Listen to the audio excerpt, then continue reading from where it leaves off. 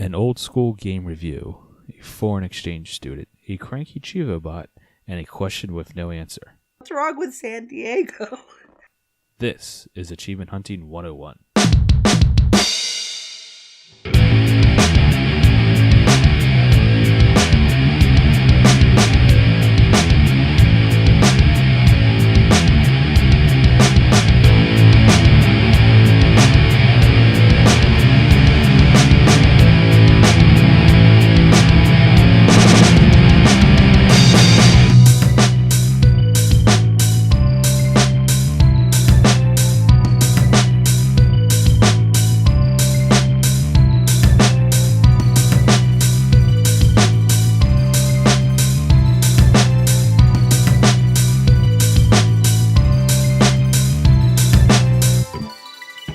Hello and welcome to Achievement Hunting 101. Class is now in session for level 29. Joining me today, I have with me Corey, the kid in the corner that always eats his own boogers.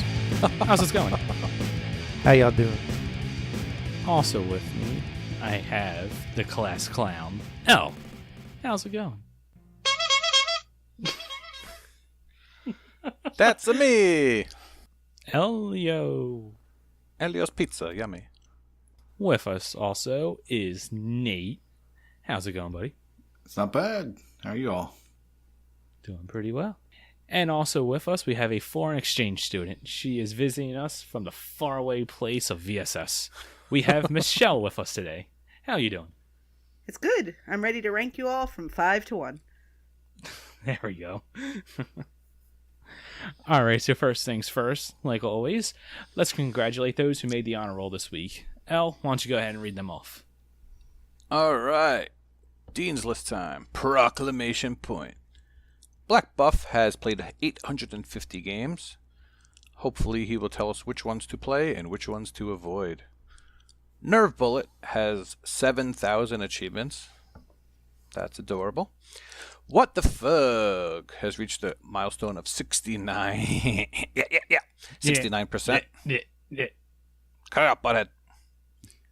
R56 Cooper, S11, has 500,000 TA score. Way to go. What's that in Australian? Is it I don't know. We have some Australian listeners, so I would never offend anybody, so I will leave that one alone. Yeah. I'm a very good boy. Sim has reached 1,600,000 TA score. Just wow. putting up the numbers. Kingsman, 2625, has reached a new milestone of 200 completed games. Not and bad. He did this with the game The Swapper. Have any of you guys played The Swapper? Yep. I dived I it. like this one. You just dived it? Yeah, I didn't really care for it. That's because you don't get Roman numerals. It's also because you dove it. It's it's not a very fun diveable game. You gotta stick with it, I think. It's one of those games where you can complete the game and not get any achievements, correct? Yes, it is. It is one of those. It is, Yeah. yes. Gross. Yeah, and even for the anti-guide people, the achievements are for finding hidden terminal thingies, and some of them are just like through walls, and Yeah. you need a guide, unfortunately, for some of them, in my opinion. I'll go back to it one day. But the achievements are all Roman numerals, which was actually pretty different. I think it comes up in like every contest that needs an X. Yes, Yes, that it is does. true. Jimbot UK has 350 completions. Way to go. I believe he completed Air Guitar Warrior Gamepad Edition, so not familiar with that one. But It's like Air Guitar Warrior Connect Edition. Oh! But you Only gamepad. using controller? Adaptive Correct. gamepad for foof? Jerk. Let me see. My friend Prue has reached a new milestone of 18,000 achievements won, and he's reached a new milestone of 400 completed games. Oh man, I'm sure he picked a doozy of a game to get his 400 completed games. Let me go look to see what he did it with. ACA Neo Geo The Last Blade 2 Win 10. Oh, God, Prue, how lame can you possibly be? Oh, yeah, he likes Star Trek. Well, he's on his way to 500,000 gamer score. So hopefully he picks something worthy for that one, because that's a quite notable achievement. On his Like way, Arrow like fighters. on his Totally way, on like his way. how? I'm on my way there too. He's but I'm close. 300,000. Meaning he's close. Okay, I didn't know if you knew how close. How close is he? Because maybe he doesn't know. Maybe he doesn't care. Like, how many foofs per hour would you estimate that? What? He's currently at 497,000, so he's close. A few ACA He's very games close. away. I'm sure 3 more ACA games and he'll do it. Yuck. Pick a good game, Pro. Ugh. All right, well, going to the good host of that other show, Freemhole, is now in the top 5,000 of the completed games leaderboard. Woohoo! How many Nice. completed games did he need to hit that particular plateau? Well, that would involve doing research, Michelle. That's your Oh. job. That's my job. All right, stereotype the librarian.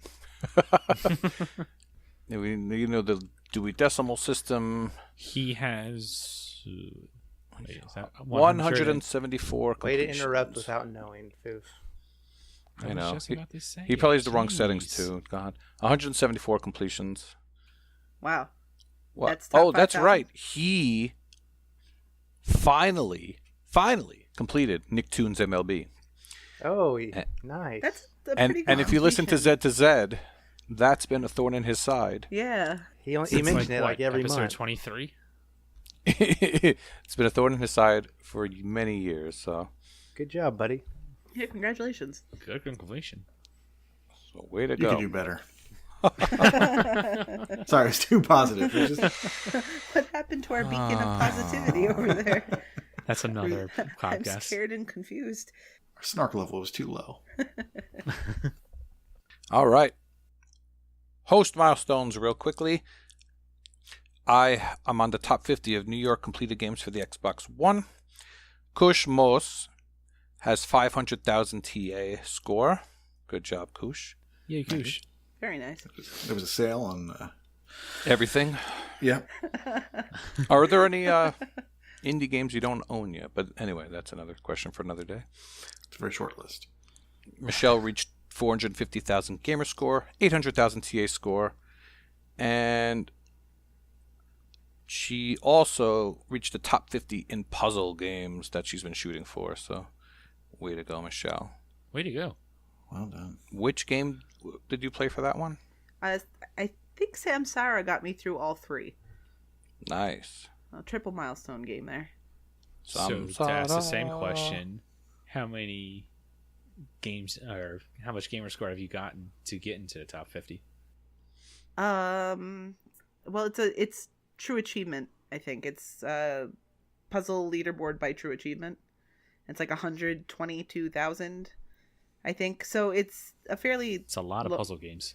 Yeah, I mean, considering the overall is 800,000 now, I've got 122,000 of that just in the puzzle genre. So that's definitely How much of that is Gems of War?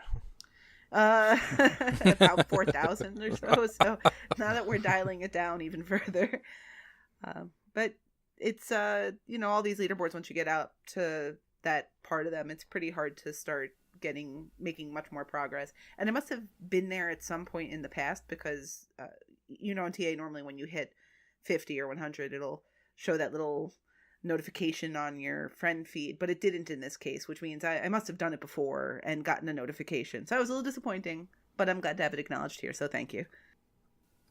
Now, how much of that effort was fueled by Tropan barking at your heels last week?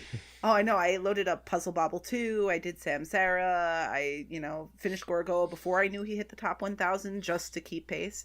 So, I mean, he really inspired me. So thank you. Damn you, Good job, Tropan. Shakes Well done, fist. sir. You can do better. Moving on. Elroy OMJ. Love that guy. Way to go. Foof, you're falling asleep there. She beat me to it. Elroy with yet another triple milestone for him in his SAF.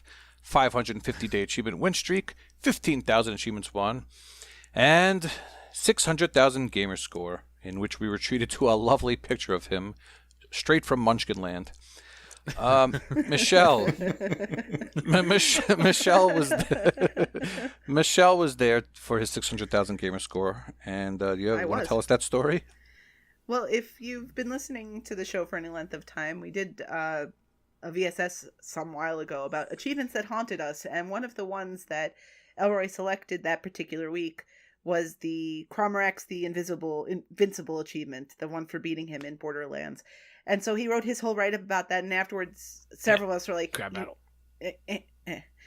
Several of us were like, we could help you with that at pretty much any time. So he was going to take us up on that offer for the 500,000 milestone, but it was during G-Task and, too many points at that time, and he needed to run through things quick.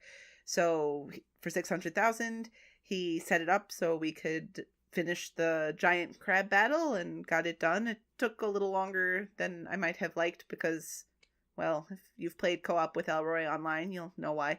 But Elroy did well and eventually got where we had to go because I was able to drive him where he had to go. But anyway, we figured it out. We got everything done, and he got that achievement. So good job on the milestone, Elroy, and putting Borderlands 2 to bed, or Borderlands 1, pardon me, because I'm thinking of myself, which is an awful thing to do. He dragged you out of our Borderlands 2 session. Right, yeah. So but the good news on that front is that by playing with him, it actually made me look better. So that is good news for me. This is true, but we'll see if this leads to the rebirth of completionist Elroy. Because remember, this was the game that broke him, so we'll see what the days and months in the future hold for him. But congratulations again, Elroy. Good job, buddy. All right, well, if you are a listener and would like to hear your milestones read aloud, make sure to send me a friend request on TA so I can track them. I'm usually the one that adds them all, so I might have missed them, or I might not know you're listening. I don't know. I have two that you missed. Oh, see? Exactly. My point exactly. What do you got? There were 2 1 million gamer score hits today. Real quick, Chunky Monkey was the first person in Welsh, according to somebody's TA status, to hit a million. In Wales. In Wales. And then today as well done. Koosh, Matrarch, Ell, and myself hung out in Cool Kid Joe's exciting Twitch stream where he hit 1 million gamer score. Yes, it was very exciting. Why are you laughing?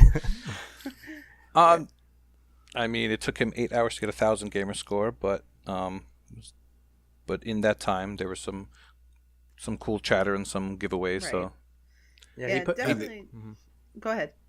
So the execution. So his plan for the 1 million was pretty well planned out too. I thought very fitting. He had to do math, so not a fan. Well, so his name is Cool Kid Joe, and his 1 millionth gamer score achievement was above average Joe in Ultimate Marvel vs. Capcom 3. So pretty cool. Good. Yeah, that was a great bit of planning. And that was the character Beautiful Joe. Mm-hmm. That's an old title. Yeah, and just also want to give thanks in that stream to Carnage, who was really the man behind most of the giveaways, and they were Joe's giveaways, so he was the one giving away the stuff, which was super awesome, and thank you for that. But Carnage was doing most of the code drops and all that. Doughboy gave away a code during the stream as well, so people were... Doughboy! I said it incorrectly. But people were in there and definitely having good chatter about what was going on, trying to help Joe hit that last threshold. Do you happen to know what Chunky Monkey hit his million with? Yes. But L does. I had it there, and now I lost it. I know the achievement was called Boom Shakalaka.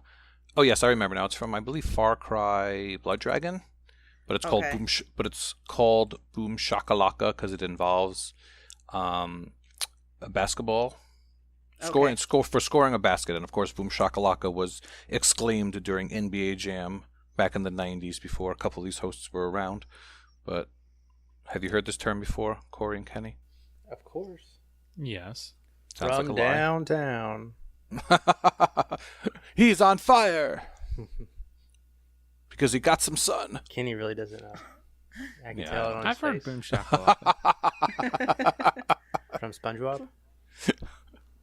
Well, either Oh, way, boy. No. congratulations So to two both of the people folks who hit 1 million. That's really impressive. Yes, two that's people awesome. hitting 1 million on the same day is pretty crazy. What numbers were they again, Corey? Oh, on the official leaderboard Yes. that I don't have pulled up. Well, It hasn't updated yet, but so I don't know who hit it first. Probably Chunky since time zones, I guess. I don't know. But it was like 56, 57, 58, somewhere around there. well, like we were talking a little bit before recording, like it is like a marathon. So, you have those first couple finishers, the Stallions and the Smirnovs, and then there's sort of these gaps. And you're going to start seeing this, as scary as it is, more bunches of people crossing 1 million. We're not there yet, obviously. We're still talking about being in the top 100 by a significant margin. But that's where we're going to get eventually. So this is the first time, I'm guessing, that 2 people have hit 1 million on the same day. It might not be the case. I haven't researched it. But I wouldn't be surprised if we see that more frequently as we get through this first 100 people who cross that threshold.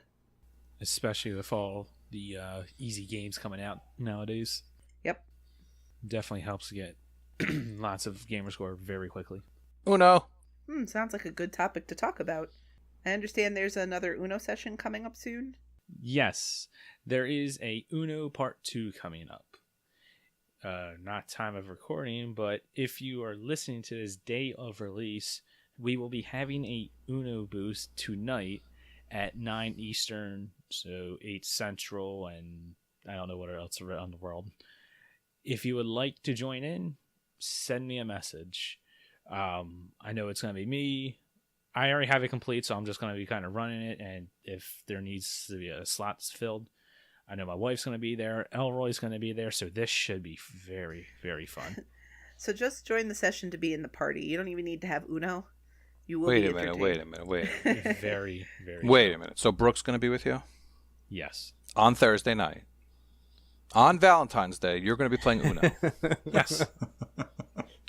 Holy Why would you go cow. out Thursday night, go out Saturday, and hopefully there's not as many crowds? Only stupid people would do things on Valentine's Day, like get married or something. Oh. Speaking of which, what are you doing, El? Well, I will be celebrating my 15th wedding anniversary, so thank you for asking. Thanks for that lovely segue. I will be eating at a steakhouse and probably trying to pass the bill off to Michelle. What? Oh, excuse me. I will ask if I could pay in Xbox money. Probably won't work. And speaking of which, want to remind everyone to get the achievement in the game Awkward for playing on Valentine's Day. So if you're listening to this the day that it comes out, that's a good one to go for. I'm so excited. It will be Aren't you? You sound it. It will be my completion for the game. I'm ready. Wow. Okay. Good call. Gotta remember that. Excellent. Those 8 or 9 people that already have it completed, you know that they're dirty, filthy cheaters. Draggy.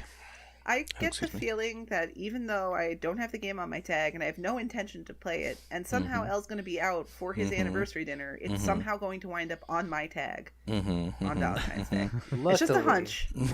Luckily, That would it's be not a bad awkward. completion. I've played it before, but played it at Elle's house where, he's typically the person that's logged in as host profile, so I don't get very many achievements. And it is fun, and most of the questions are pretty innocuous. But we were playing one time, and his son was like, "Oh, I want to play." Okay, sure. And of course, that's when it started asking questions that you're like, "Oh, I don't want to have to explain any of this stuff." It got awkward. It got awkward. But yeah, I have this really sinking feeling I don't need to extend my That streak would be on Thursday. awkward. Yeah, so there's only if you're not familiar with the game, it's a Jackbox party-ish type game where one controller can host up to 6 or 8 people, and you have to do that for a couple achievements. But there's really only one painful two painful achievements: answering 1,000 questions and the Valentine's Day one, because it's one day a year. The 1,000 questions one I've heard is, iffy on whether it tracks really well or not. So people Yes. have been saying do it in one sitting. So I let a Cronus answer 1,000 questions while I was at work one day, and I think it took like 6 hours, but it did it. Good idea. But yes, you got to do it in one sitting, otherwise it doesn't count. Stupid It's achievement. good to know. I know Chin really hated that game, but it wasn't terrible. I mean, I guess No. if you're playing by yourself, it's Standard. not too I exciting. played the entire thing by myself, but I can definitely see where it would be fun with a group. Yeah, Real life people in your house with you. real people. Yeah, if you're gonna play a game like that, play Cards Against Humanity. Or a Jackbox Party Pack game. Yeah. All right, but moving on, we have some World Indo news. Corey, why don't you give us the rundown on that? World Enduro Rally is a game that came out a couple weeks ago for $1. A lot of people picked it up because it was Awfully $1. steep. I think it's Play Anywhere, so that's also a $1 Play Anywhere title that is Trials-esque. Trials light. Basic ish. Okay, it's the Trials where it's side scrolling. You're on a motorcycle and you go and you lean. That's probably as much Trials as you're gonna get. There's no crazy jumps and stuff you have to do so far that I've played. I haven't played too much of it, but the big controversy was that all or most of the achievements were tied to global leaderboards where you had to get first, third, or second, and I don't think they stacked originally. And there was a big outcry on Twitter, and the dev said, no, we can't, we're not changing it. I think enough people got their attention. They put up a little poll on Facebook, and what do you know, today they submit it to certification, and the update is out. It's out now, so if you have the game, go update it and play it. All of those achievements have been turned to local achievements, so no more competing with crazy times on the leaderboards.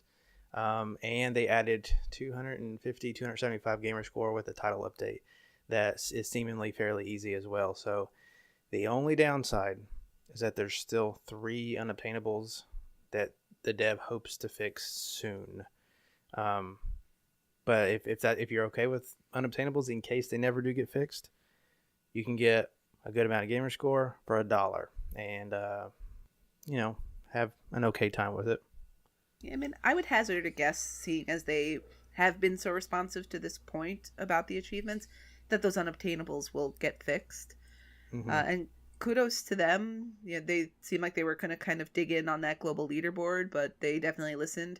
And it's $1 game. This isn't something where people were paying $20 and now they're invested in that way monetarily.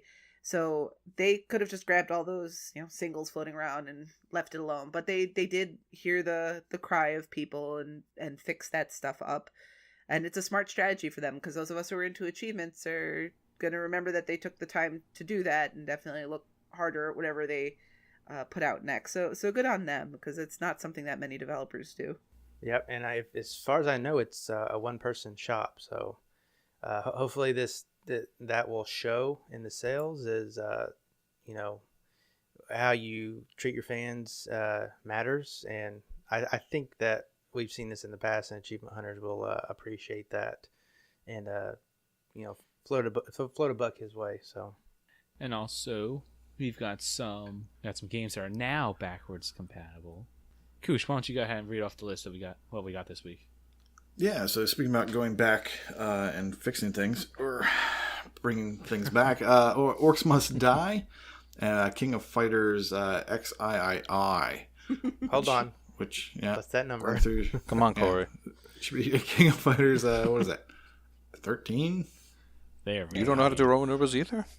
Well, that was like It's a 2019. very long time ago. You were alive when they used Roman numerals. Yes, I know. Well, I was there, but Oh. sometimes you forget things. Corey, do you really not know Roman numerals? He doesn't. I know Roman numerals.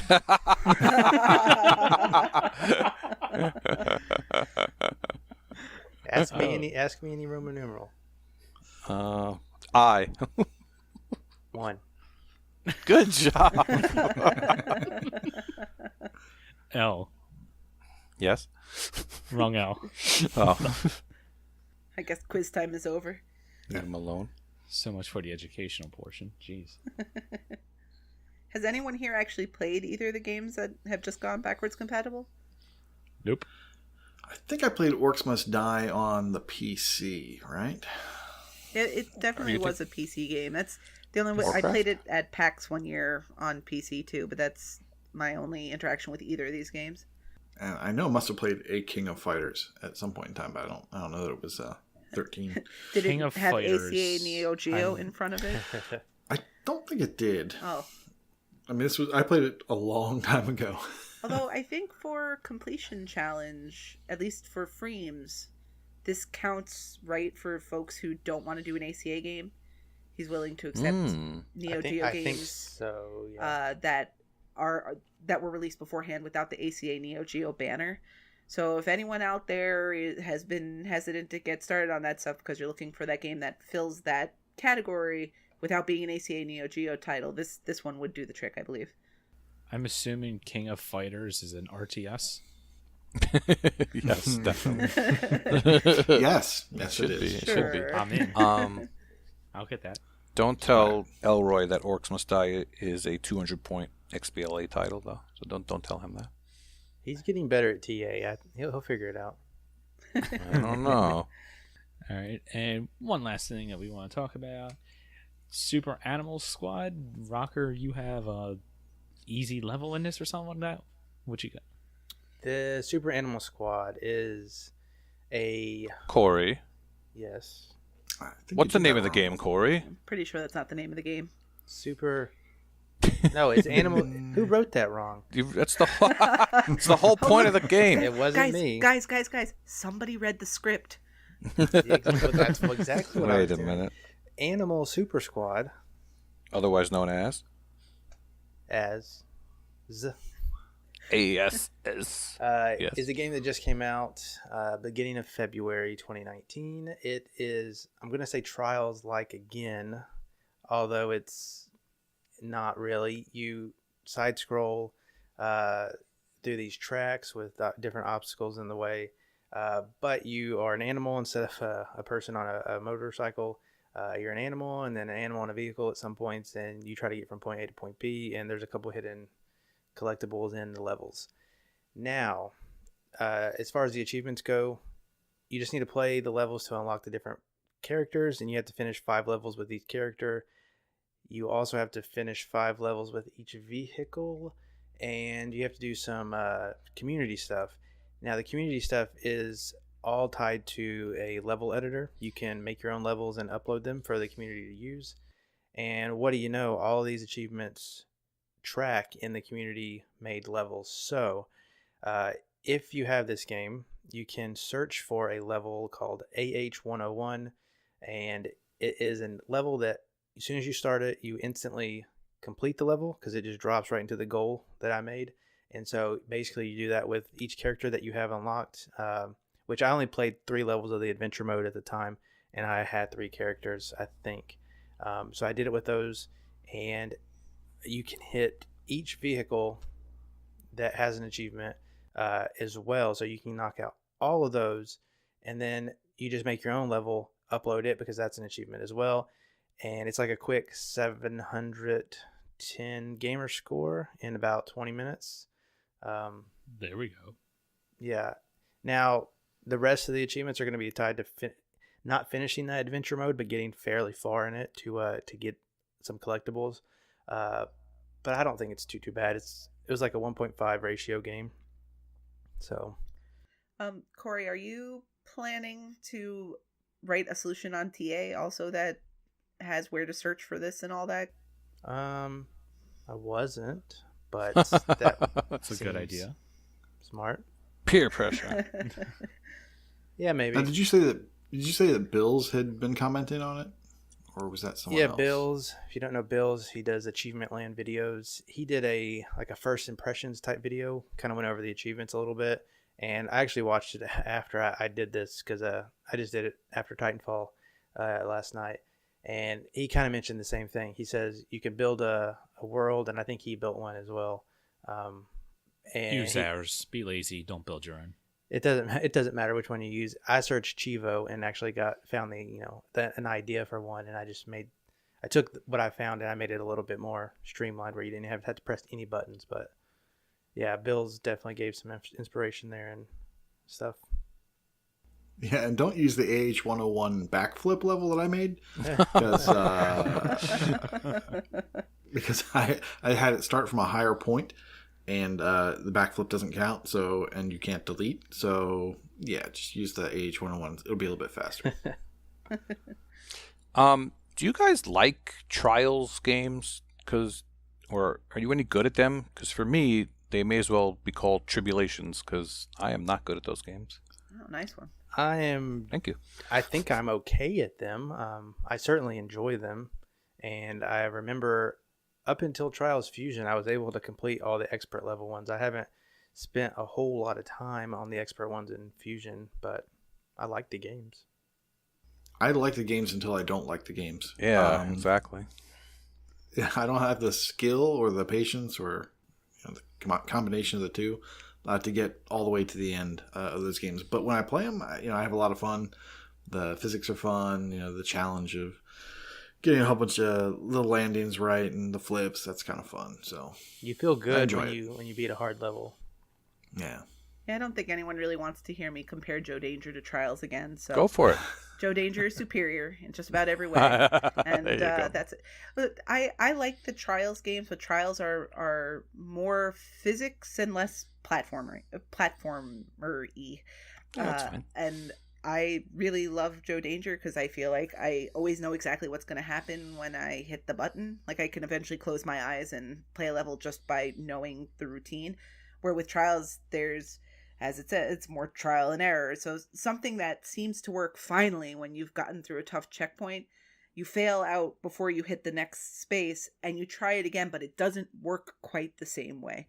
So my experience with Trials is exactly like Koosh. I love them till I don't, unfortunately. But maybe that's just because my reflexes, I'm old and I'm just not as good at games as I used to be.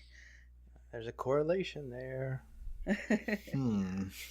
I'll be the odd one out. I don't like the games and I'm not good at them.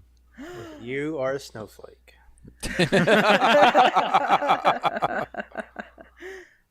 Go get some sun. There it is. Yeah, so I don't know if you're alluding to it. I will be picking up Trials Rising later this month. So Nice. All right. I always seem to get the Trials games on launch because I just enjoy them. So. Open your wallets, bitches. Whoa. So, Is this the same bot that's reminding Kronos to do his Bing searches every day? Because the bot's getting awfully salty. I think He's taken too much of your crap. He's done with it. He's being overworked a little bit. I guess so. But with that, Rocker, what are you picking up for the sales this week? Oh, the sales. Yeah, so perusing the list, I have 2 on the maybe list. They are 2 games that I've never heard of. They are $5 each, and they are Heart and Slash, which is a roguelike beat 'em up hack and slash, and then Tyler Model 005, which is an action adventure. I know nothing about them, but Tyler looked like, just from the cover art, Tyler looks pretty cool, and action adventure is a decent genre. Now the other one, I don't even know why I considered it, because I'm not good at beat 'em ups. I usually don't like roguelite. That one will probably get pushed off unless somebody can convince me. Yeah. We picked up Heart and Slash when it was like $2.50, I want to say. And it was. I was if like, you've I'm ever- definitely not getting it. No, I think it was. No, I think it was $5, but we got Was it. it? I thought it was really cheap because we I got it. don't Well, think I wanted to get it, and I was convinced because it was so cheap. It's 75% have off you- right now at $5. So Have you played Tower of Guns No. at all? Okay, because if you've played that, it's similar, but it focuses on more melee kind of combat instead of gun-based combat. But at least in my experience, it's not quite as easy. I don't know what the completion estimate is on TA at this point. And it's like all roguelites, you have to keep playing it numerous times and you'll build up what you have and it's supposed to get easier.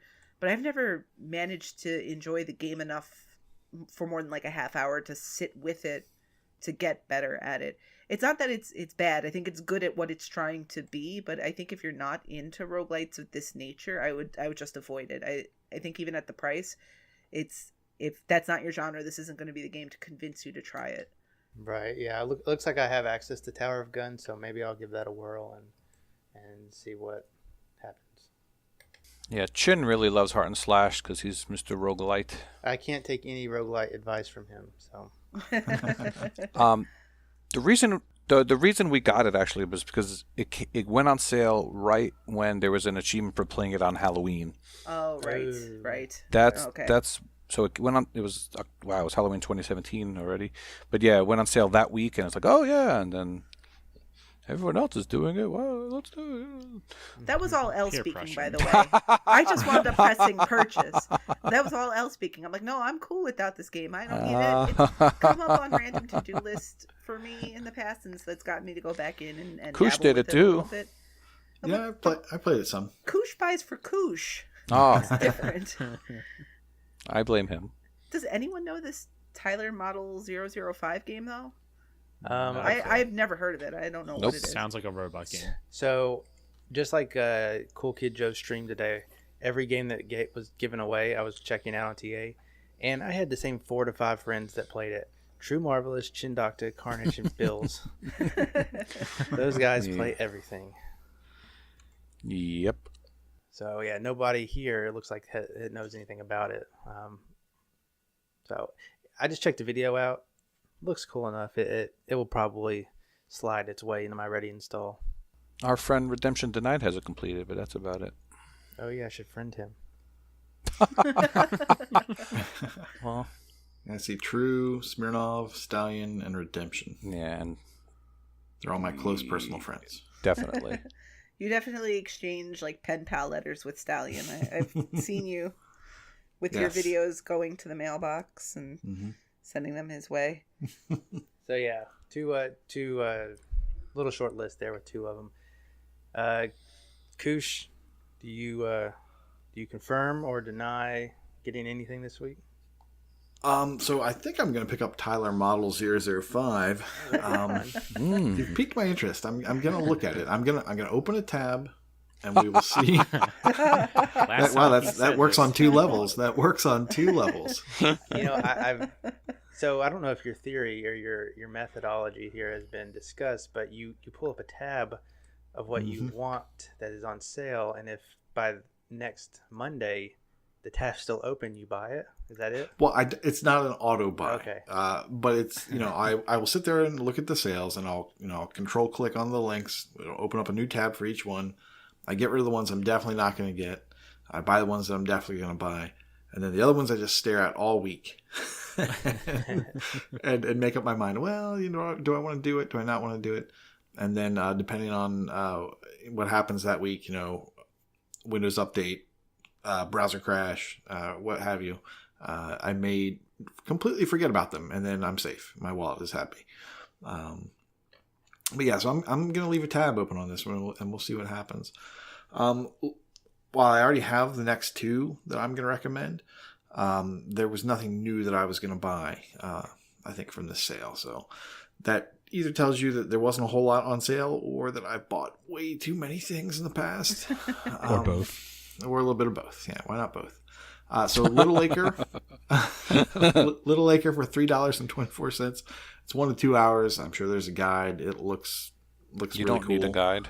No, you probably don't need a guide. There is a 1 to guide. 2 hours. It's a great guide. Oh my god. I Jesus can name. recommend that too. It fun fact, it has a Star Trek reference. Oh. Oh. So have fun looking for that. So yeah, I will play that without a guide, because that's the type of game I kind of grew up on. Those point and click King's Quest type games, and then the animation style is about when I was born as well. Vostok. The second game is Like Vostok a Don Inc. Bluth, right? Yeah, That's what exactly. Exactly. It's got that Don Bluth style. Yep, and Corey and Kenny are just gone. They have no idea what we're talking about. Or G Don Blue. Do you know Bugs Bunny? The second game is Vostok. Sorry. Second game is Vostok Inc. Vostok Inc. is kind of a combination of, I'll say a twin stick shooter. So like, let's say a good version of Asteroids, or, an updated version of Asteroids with, slightly more arcadey, physics response. And then let's say you want some more of the Clicker Heroes kind of economy grind. It's got that Clicker in the background Heroes? as well. Yeah, it's got a little bit of the Clicker Heroes. So this was before Idle Champions came out. This was like your only other Clicker Heroes type option on the Xbox. And you basically go down to a planet and you would buy certain buildings and upgrade them, and they would basically just generate income for you. And that's how you basically amass a lot of wealth. But you're flying through different solar systems and visiting different planets, blowing up different types of aliens, meeting new and strange races of people, and then fighting them. So it's a fun little game, and it's $7.49. Not a bad little price. I recommend you check it out and see if it's for you. And those are the two that I've got going. About you, El? Ooh. There's a lot of good sales. Things that we take for granted because they're on sale all the time. For example, the BioShock collection, 3 BioShock games for $15. That's a pretty good deal. Are we supposed to buy the Handsome collection there, Kenny? Why? We're never going to finish Borderlands 2. That is definitely an should. excellent point. It'll probably go Games of Gold by the time we're done. Might go something. There's a game on there with my name on it, The Troll and I. Oh, it's like our biography. Yes, that it is. I honestly don't know if that's supposed to be any good, but that's the biggest sale that it's been on, I believe. $15 down from $50. I have no idea about the game, but people were talking about it being a little rough, a little hard. Speaking of which, there was another polarizing game that actually came up in Discord today. Spiral Splatter. Ugh, I hate that game. Where people either beat it in a few hours or can't do well in it at all. It's a very interesting discussion that took place. It's also a sometimes you game, right? So it's got the other potential issue that if you have multiple accounts logged into your Xbox, it may glitch out in such a way that you can never earn achievements on your tag. Oh, yes, Michelle. Just something to keep in mind if you're looking into If it. you're a dirty game sharer, then yes. Right. Because no one is, no right? one would do that. No one would share an account. Oh, okay. No. Yeah, I think even Kush and his arthritic hands were able to beat that game in a couple of hours. Yeah, it wasn't my hands that was the problem. It was, well, first of all, my motivation was that Ell was pretty far along in the game. And it looked like he was going to beat it pretty quickly. So If Ell can do it. So I had a little fire under my butt, and I went for it, and I played maybe in 1 or 2 sittings, maybe 3 sittings. And that was painful because my eyes, I felt like they were going to start bleeding. Because you have to keep them open, right? I mean, because there's a lot of fast moving, twitchy type Yes, stuff, you and do. like I'm just staring, and my eyes are bleeding, and that was probably the hardest part for me. Somebody, Yeah, I remember. Yes. Israel, I think, said that you might be able to use a keyboard to play this game. Yeah, that was weird. I don't know what he was getting at. I'm not sure how that would be better. That sounds like it's even harder than it already is. I don't know. That was weird. Yeah. If you could use a mouse, well, it would be super easy. I don't know about that. Yeah. I think it would be easier if up, down, left, and right were tracked in such a way. Because a lot of times my issue with the game when I was playing is like, I thought I was going straight down a track, but right at the very end, I guess when I was releasing the thumbstick, it would go up and hit a wall. And if you're using a keyboard and you're just pressing right, it's just going to go straight right. It's not going to have that sort of variance when you're releasing the trigger. So maybe in that regard, it might be easier. I don't know.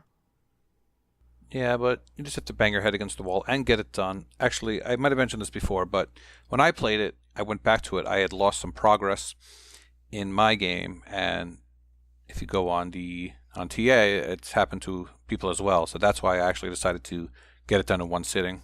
It took me about 4 hours or so. You know, some people an hour or two. Some people can't get past the first group of levels, Corey. And The third world. Thank you very much. Oh, and I don't think I mentioned it is $2.99. So at that price, I think if you don't have it, you should get it if you're any kind of achievement hunter. It's a better hunter. game than North, but I yes, would not definitely. say it's easier than North.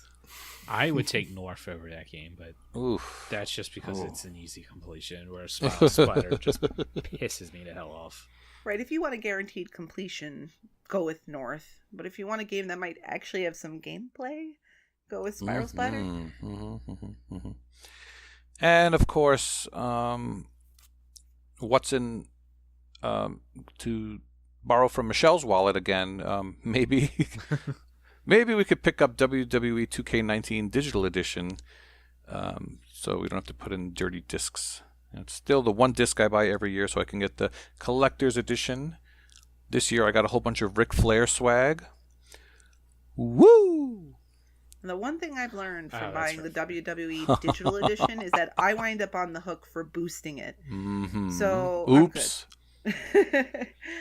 But it is 67% off, so it's $20 for regular edition and $30 for the deluxe edition.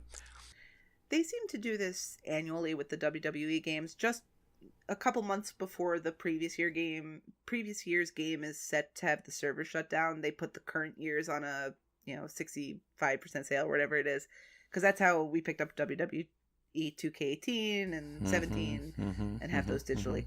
So this is pretty common occurrence for that. And bought. Thank you, Michelle. So, how much of this purchase is that the game is fun, and how much of the purchase is, well, we've been doing it every year since, for 5 years now. I So love we the just gotta keep WWE going. games. I'll give credit where it's due. The WWE games are actually, for the product especially, they're really amazing. The attention to detail and the depth of the customization options and things of that nature. The roster has at least over 100 guys and legends and everyone And it's amazing. incredibly thorough. It's not that you just get the guy that looks like the guy. The entrance is in there the way it should be. The entrance music, all of their mannerisms are taken into account. If they have a certain kind of finisher, they're all in there. They're all available. But then if you don't want the guy to act that way, that's okay. You can customize him to do something different. So they are really exceptional. And it's been the same development company, Ukes, that's been doing them forever. And these guys they know their craft and they're really good at it. And if you're into WWE games at all, it really is a good sale. We usually just get them because the digital version is easier for us to boost with, because then we both have access to it really easily. And I'm the sucker that's like, okay, I'll help boost. And then I just have all the really high ratio online achievements and none of the really easy stuff that everyone else gets. I will But- say, I yes. played one of these once, and I was looking for John Cena, but I couldn't see him. Oh, man. Wow. Well, I think 2K16 was a Games with Gold title some time ago. But yeah, if you're into them and you tend to wait for the sale, they're definitely worth it. Like, if you're into the product, they really do a great job, and they always have some kind of campaign mode that's well thought out and well researched. So always a good job to them. They do great work. You looking to get any games, Michelle? Games for me or games for Ell? I guess both, technically. Oh, okay. I mean, the short answer is no.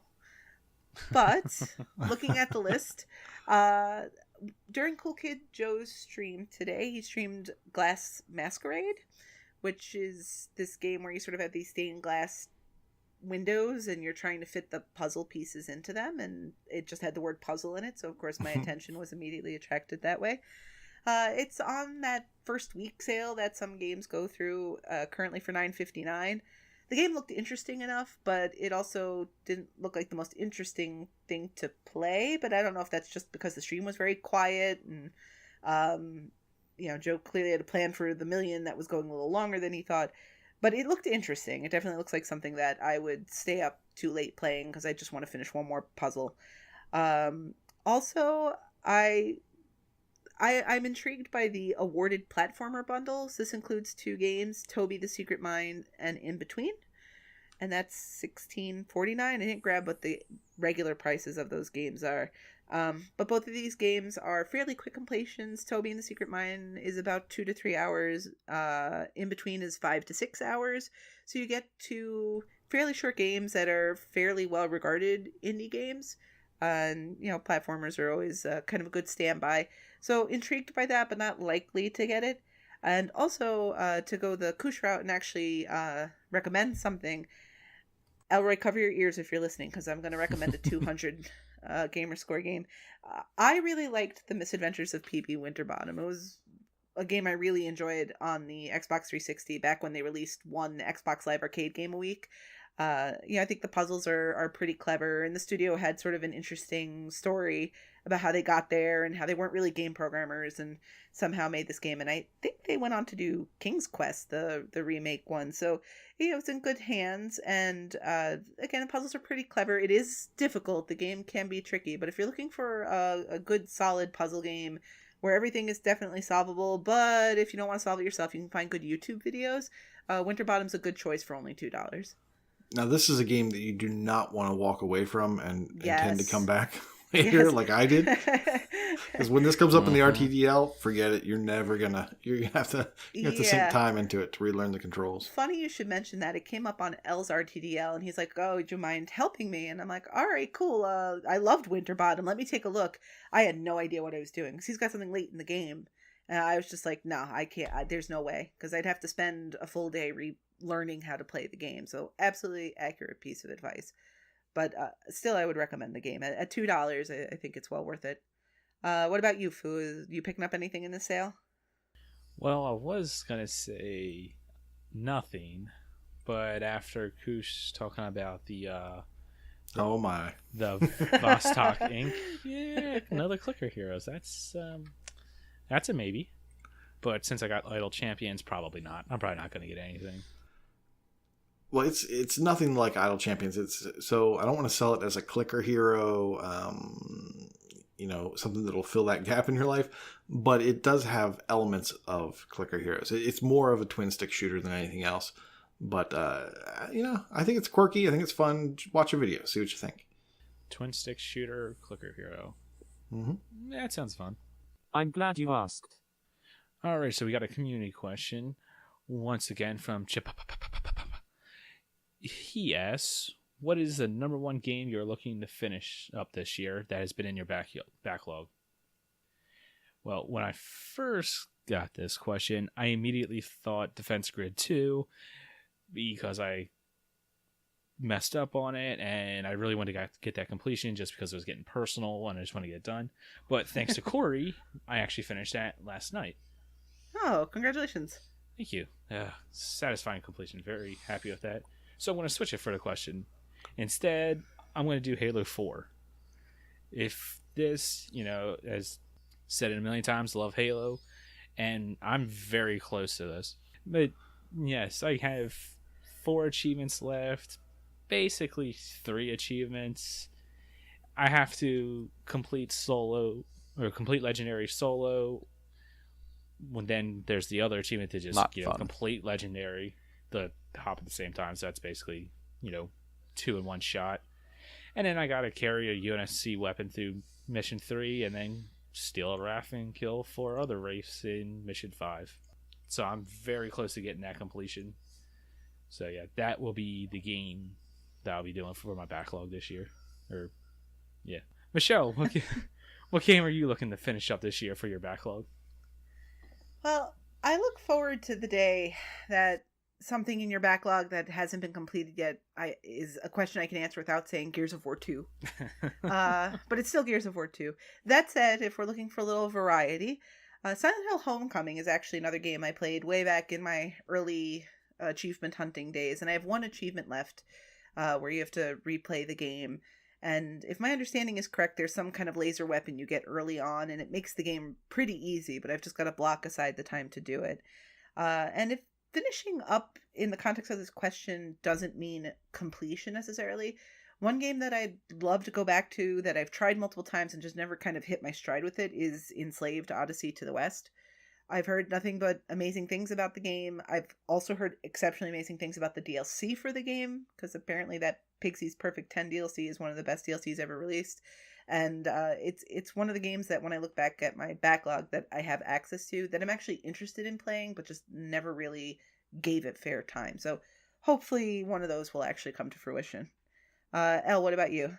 Well, we've been working on Mr. L.A. Noir for the 360, so I look forward to finishing all the 5 stars and finding all the cars. And actually, we haven't done the DLC cases yet, so They're good. Yeah. Don't use the guide. No, never. We actually didn't, which is why it's taking so long. So now we're going back and 5-starring everything with the guide. Do it legit. It's easy enough to go back. It's worth it. Yeah. Great game. And yeah, part of the fun has been actually going back with the guide and seeing the correct choices versus the ones that we made and how differently the story plays out. So for sure, definitely go guide free this time. there's actually a lot of different dialogue built into the game based on your choices. And also, just a lot of 360 games I'm trying to bang out. I'm on an old game kick because they show up on my random to-do list. Games like Gun and Penny Arcade Episode 1. Both are well over 10 years old. But it's nice to finally play some of these games that I've had for a long time. Hopefully complete them and move on. Corey, what about you? Shrug emoji. That's how that's pronounced. Yes, the technical term. I don't know. I don't really have any plans to make sure I hit anything. I don't know. ACA Neo Geo Spin Master Win 10. I'll answer for you, Corey. I have a backlog, of course. I'll answer for you, Corey. Go ahead. Evolve. No. And Marvel Ultimate Alliance. There you go. Those are the games you really want to complete in your backlog. Yes. I really want to complete Castaway Paradise. Assemblance. You didn't finish that? I need to get back into that. I need one shell, and the shells are you can't plan for them. They're random. It is. But if you don't play it, you can't get it for sure. I've been logging in. Well, I've had a bad streak here, but I was doing it daily just for the show. Well, if you listen to Stay a While and Listen, that's called pulling a freem. You would call that a missed shell, right? Maybe. Shell shock. Okay.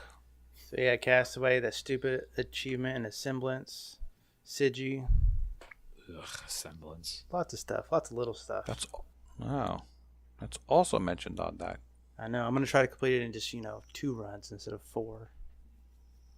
Yeah, just don't have the runs while you play. That's not good during a speed run. That might help you play faster. No, maybe. Who's next? What does this say? Does this say Koosh? Kosh. Yeah. Kosh. Kosh. Kosh of the Mosh. Koshmas. So, one of my goals, one of my overarching goals for the year is completions. Trying to get Metroidvanias done, trying to get the backlog done. And so in my list of stuff that I've put on my blog, things that I'm planning on going through, you'll see Enslaved. So I'll be doing that as well. That's kind of one of the ones I want to get done. But the one that kind of started it off for me, and the one that'll probably, I guess, have the most meaning, maybe not be the hardest or the most satisfying, but it'll definitely be the one that has the most meaning, is the one that kind of made me think, oh yeah, I really do need to go through and clean up all the stuff in the backlog with just these tiny little nuisance achievements, and that is Assassin's Creed. The first one. Somehow I missed the Conversations achievement. I think I've talked about this before.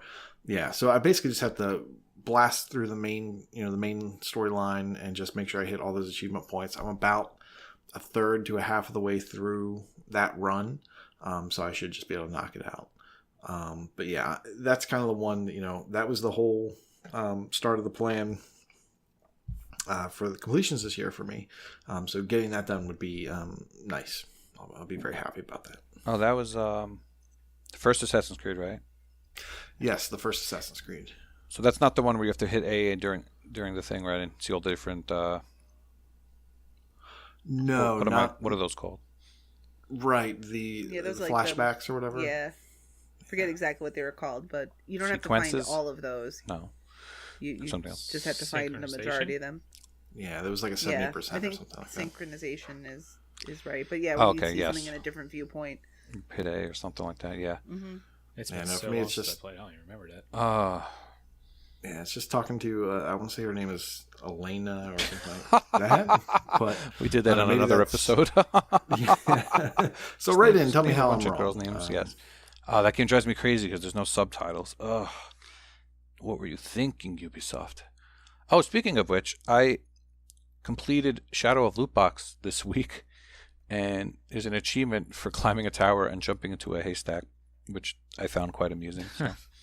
I wonder where they got that idea. Oh, well, the achievement's called Assassin, so I have no idea. By the way, the woman's name is Lucy. I was Oh. close. There was a vowel you had in an there. L Yeah, in there. there was a vowel. Yeah. Oh, yeah? Does she eat chocolates on a conveyor belt? Oh wow, you're really Ugh. getting into Olds territory there. I got that reference. Oh, you did? Really? Holy crap. It's been 10 years since I've played the first Assassin's Creed. Jeez. It was probably good back then. Oh, it was It's still great good. back. Oh, yeah. Genre defining. I mean, That there it aren't is. that many games that get to say that. That is true. I mean, yeah, it holds up in some regards. I mean, the graphics are still pretty good, Mhm. and the gameplay I think is still pretty good. It's annoying to do the flags. I mean that there's a lot of quality of life things that could be added that have been added since then. Are you playing on your One X? Yes, Yes, because that game had a 4K patch. yeah, I was not. I think when I first started going to do the cleanup, because I don't think they had the backwards compatible patch. But yeah, since they've added that, I'm definitely going to be doing it on the one. Looks pretty.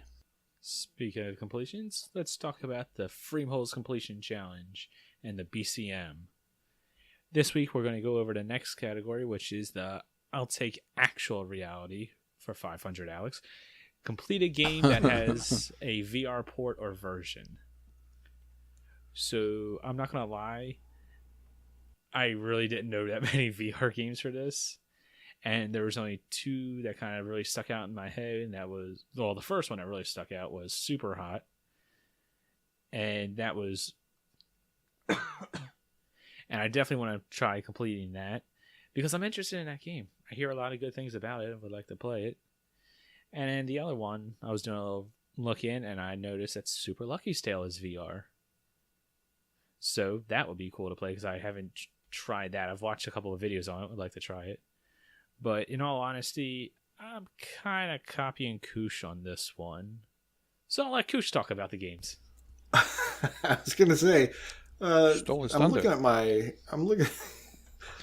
I'm copying your homework this week. So you can yeah. talk about what it takes to complete them. I was going to say, I'm looking at the sheet here, and I see it says copy Koosh on this one, yet you just went first. So, Seems smart. but that's okay. So yeah, Super Hot is a cool premise. It's a first-person shooter slash actiony thing where you're kind of running around, and all you and your enemies are made out of glass. It seems like. So one bullet will just shatter them, or one thrown object will shatter them. You can catch weapons as they're being dropped. So you'll run into a room, you don't have a weapon, you can punch a guy and then grab his sword or grab his gun, shoot another guy. It's all very cool because the way time works in this game is time only passes as you move or as you turn your head to kind of look at what's in the room. So if you stand still and you kind of pan around to see what's behind you, planning your next move, time is moving, but very, very slowly. As soon as you start to move, then time moves in real time. So if you foolishly run into a room, everything's in regular speed. It's very hard to do anything because there's just so many guys, so many things happening all around you. And so in VR, this must be a trip. But we're on Xbox, so we don't have VR. So that's why it works for this challenge. And then Super Lucky's Tale started as Oculus VR. Wow. And it is they ported it to the Xbox. It was the first game I bought that was X enhanced. And it's just a platformer. the workings that they brought across for the VR to the Xbox basically allow you to pan the screen. Like you can kind of tilt the screen to the right a little bit or tilt the screen to the left a little bit to kind of get a little bit of perspective that I imagine would, be what you'd be seeing if you turned your head while you're playing the game. It's not very useful. Maybe it helps you see 1 or 2 coins.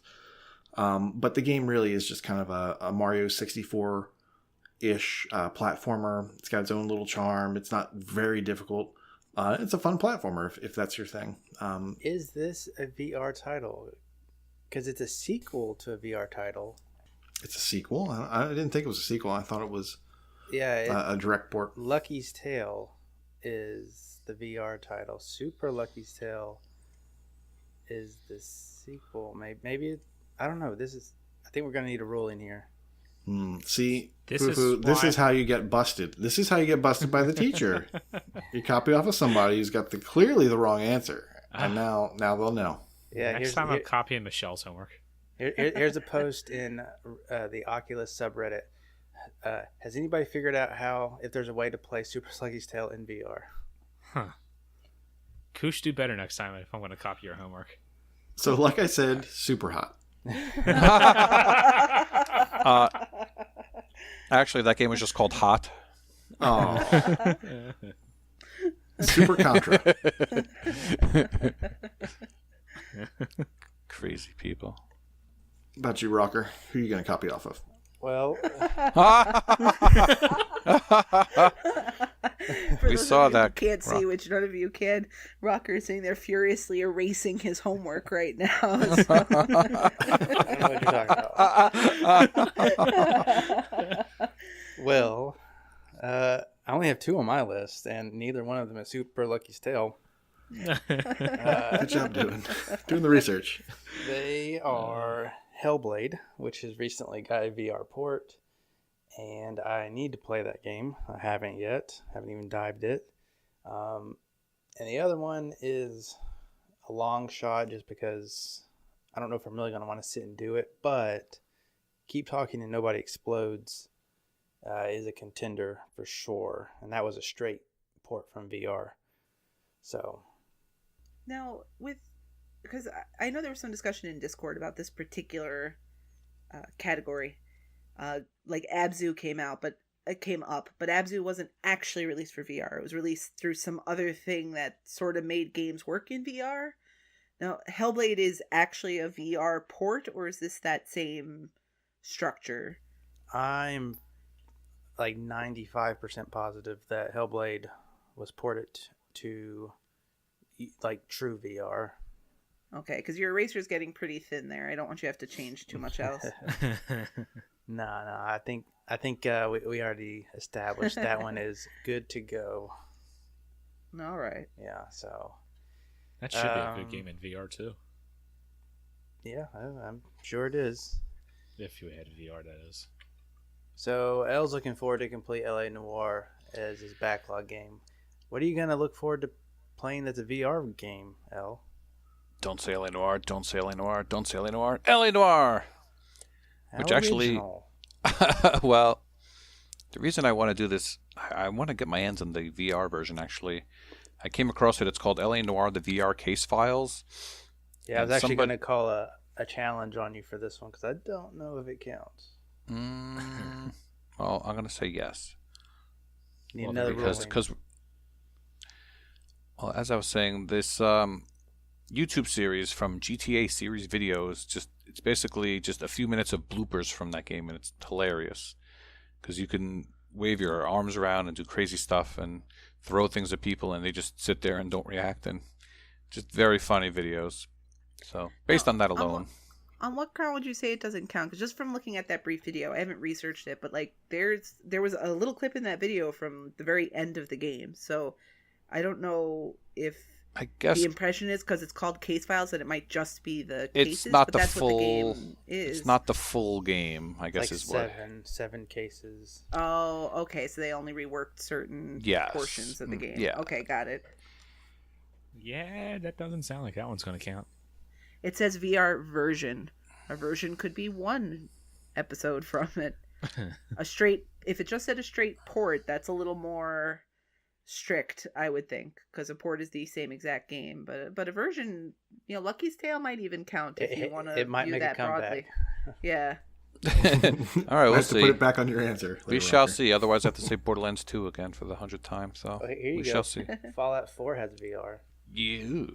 Oh. No, thank you. But you just won it. Yeah, but this means you have to complete Fallout 4. Yeah, exactly. Right. Maybe I'll complete that. I just have the DLC left in it, Oh, there you go. but I have to Look buy at you it. being close to the finish on all these games. Yeah. What about you, Michelle? What game you want to try to complete? Well, I'm going to be boring and just say Borderlands 2 because I have this dream, along with finishing Gears of War 2 someday, that Borderlands 2 might be complete. I don't really have a backup plan for this one, so this is a topic where I'm going to kind of have to buckle down on this one. I've been interested in Keep Talking and Nobody Explodes Forever because I've played the original VR version once a long time ago and it was fun, and I think it might be fun local again.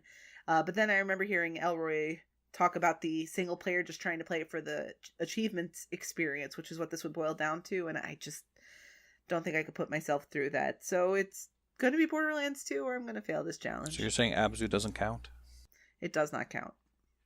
Well, let me take that back. Freem, as we've discussed before, is really more, as long as you're playing, enjoy it. So he may be okay with it, but for purposes of better completions matter, we'd have to ask, Iron Fist of Snuff where he stands on that particular one. So we'll have to return with an update next week, maybe. Sounds Follow good. through. What? All right, and the last topic we want to get to today. Rocker has a game review for us. What'd you bring? Yeah, so this is a game I've streamed twice now, and I'm only talking about it because I haven't quite nailed down the YouTube stuff, but I'm still going to work on it. So if you see this in the future, don't be surprised. But we're going to talk about Battle Princess Madelyn here real quick. And if you're not familiar with this game, it came out late last year, I believe in December, if I remember correctly. And essentially, as the title suggests, you play Madelyn, and you are trying to save a kingdom from ultimate peril. And you travel through time and space to different areas, and you go and you fight enemies, and all this might not mean much to you, and until I mention what it's kind of based on, which is a game I've never played. So I brought an old with me to help fill that gap. But it has the retro feel of Ghouls and Ghosts. Now, as soon as I started playing this, I think it was Smitty, who he's a resident old. he immediately mentioned that, and I looked it up later, and yeah, it's very much like Ghouls and Ghosts, and on their little advertisements they also mentioned Wonder Boy 3, which I've never played. So if you're familiar with those kind of games, you're gonna know exactly what you're gonna get into. It's hand drawn. Looks like there's a ghost. Maybe, yeah. This has a ghost. Yeah. Yeah, it does. From what I've gathered, Ghouls and Ghosts is a hard game. Would you agree? Mm-hmm. Oh yeah. This was hard for me. I don't even think I've made it past the second set of levels, or worlds, or whatever you want to call them. But there's 10 levels total, and there's a story mode and arcade mode. It's hand drawn art. The actual cutscenes, I love the way they look. If I had to describe them, they kind of look like the old school Zelda show, the TV show ish. I don't know. I really enjoyed that cutscene, but the actual gameplay is sprite based. I don't know what bit it is. And then the sound of the game is really good. It's orchestrated, I guess you would say, and they have two different versions. What's classic arcade and the modern orchestra, and I enjoyed both. And yeah, do you have any thoughts on this, Koosh? Like I said, it was hard for me. but I'm not used to these hard games. I'm not a snowflake, but I'm in between. Right. Well, there are two game types or two game modes for this. The story, and you had mentioned those, the story and the arcade, and I don't know if you touched on the differences between them so much, but the story mode is just what it says. It's your classic adventure, with the narrative behind it, cutscenes and, more exposition. Whereas the arcade, or maybe adventure, I think it was called arcade, is basically like a fast-forwarded version of that. I actually started it up and watched the intro scene where it introduces your companion and how you get that companion. It was very fast. I was like, I remember this taking longer when I first started the game, as I went back to kind of do a little refresher. I see. It's a dog. It's a ghost dog. Yep. It's a ghost dog. Fritzy. And your ghost dog gains powers later. But right off the bat, the main benefit he gives to you is when you die or when you run out of health, he'll bring you back. So you have 2 meters. You have a health meter and you have like a dog spirit meter. When your health meter goes down, assuming that there's enough banked in the dog spirit meter, that will basically bring you back with full armor and full health. But every time he does that, it takes a chunk off of his meter. So you maybe have 3 or 4 of those. So think of them as lives. Basically, his meter is lives. You're collecting those. As you kill monsters, it fills his meter back up, which gives you maybe another chance. Later on, you'll pick up more powers, and he'll be able to, I think, do ranged attacks. But that will drain his meter, which means that if you die, you may have to go back to a checkpoint rather than being able to start right from where you were. It does have kind of the old Ghosts and Goblins mechanics in that when you get hit in the air or when you get hit, you get knocked back.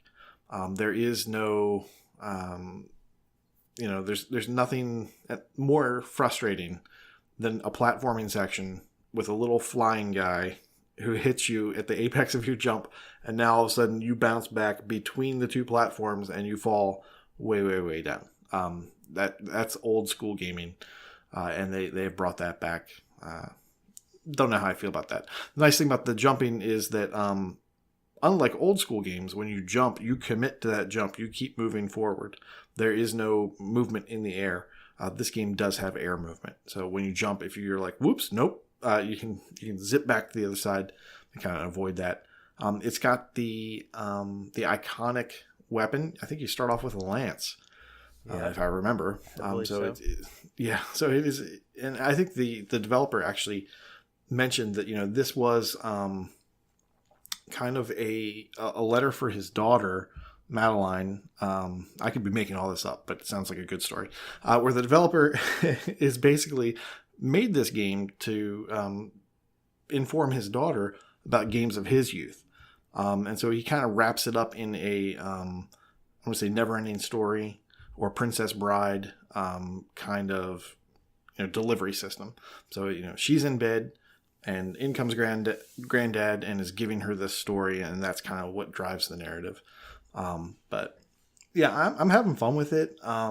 It definitely has that throwback feel to it. I wouldn't say it's easy. It's not super hard because you can level your character. As you collect coins, you can invest those in better weapons, stronger weapons, and armor that'll give you more hit points. So if you're struggling, just grind on some coins. It doesn't, it's not fun, but you can grind on coins and go back and buy some of those power ups, and maybe that'll help you get through. In my playthrough, which has been a couple hours, I want to say maybe 4 to 6 hours total. I'm not sure. I don't think this one keeps track of time, which is a great feature that I wish they did for every game. But in my going through it, I somehow skipped level 3, or I don't have the achievement for beating level 3. Yeah, I was actually going to mention that more people have the achievement for beating level 4 and 5 than they do 3. Yeah. So, well, it's not completely linear. Right. You're running through these levels, and there's multiple pathways. So it's that whole maybe I need to be taking notes thing, from old school games where you had that graph paper, or you had that sheet that you had to sit next to you while you're playing so you could write down these things to remember to go back to, because you don't have the latest issue of Nintendo Power that has all the nice maps. So you have to kind of make your own map. The hotline is closed. Just your parents will not let you make the call. So my guess is I missed a secret pathway, or I didn't double back and check the other pathway, and then I just skipped the level 3 boss and moved on to level 4, and it wasn't something that you needed to do to advance the story. But if you're a fan of the old school games, this is this could be for you, especially if it's on a sale. I enjoyed it. Yeah, and so talking about the achievements a little bit more, there are 30 achievements in total. I'd said that there was 10 levels before. There's an achievement for beating each level, so that's a third of the achievements there. There's a lot of various achievements for collecting so much gold, killing so many enemies, finishing arcade mode, and finding different collectibles, and doing or like finding other types of collectibles. I'll just group them with collectibles. So collectibles and collecting money, your currency, and killing enemies will pretty much clean the game up for you. Now, there are only 146 tracked gamers. 3 of the achievements have not been unlocked yet, so I don't think that they're unobtainable. They're probably just really like in-game level grindy achievements. They are secret achievements, so I won't say what they are. You can look on TA if you have that option set, but you gotta find and collect a lot of things to unlock them. Yeah, I will say that they are collectible based. I don't think that's a big spoiler. These ones that are hanging on that people just haven't gone back to, maybe because they don't have the fun of collecting. And then it seems like one is based on, hey, did you do all the collections? I don't think that's a spoiler, but yeah, probably not. And actually, kind of looking at it, almost every achievement is labeled a spoiler now that I'm looking at it. So you might want to look on TA if you really care about that kind of stuff. But not an easy game. But if you stuck with it, I'm sure you would probably find some joy and really not have too much trouble with the collectibles and stuff like that. It is a $20 game. Genre is a platformer. It did come out in early December, and it's only available digitally. Do you have any other closing thoughts on Battle Princess Madelyn? Yeah, I would say just about every achievement has an exclamation point. So if that ever comes up in a contest of some sort, this has a lot of them. There you go. Yeah, that's something. That's a thing. I am going to grade this game. It could be a generational thing. It could be just because I'm really bad at this game. I would have to give it a 2 out of 5. I like the art style. I like the music. The gameplay was a little bit on the meh side for me. So 2 out of 5 from me. Yeah, going with the nostalgia glasses, I'm probably gonna give it a 3 out of 5. But that's kind of because it reminds me of old school gaming, and I just like this type of game. Any relationship between the developer's intention for the game being for his daughter and sort of a love letter to the games of his past for you and your daughter? Like, do you think you might engage in the game in that way with your own kid? Oh, well, that's interesting. I don't know. Like, she has really just started playing Forza Horizon. So she's kind of skipped my favorite game genres, and now she's just driving cars through trees and which tree can I break? That's kind of her level of gaming right now. So maybe at some point it would be fun to have her see that, and once she sees some of those old movies, maybe it'll mean something to her too.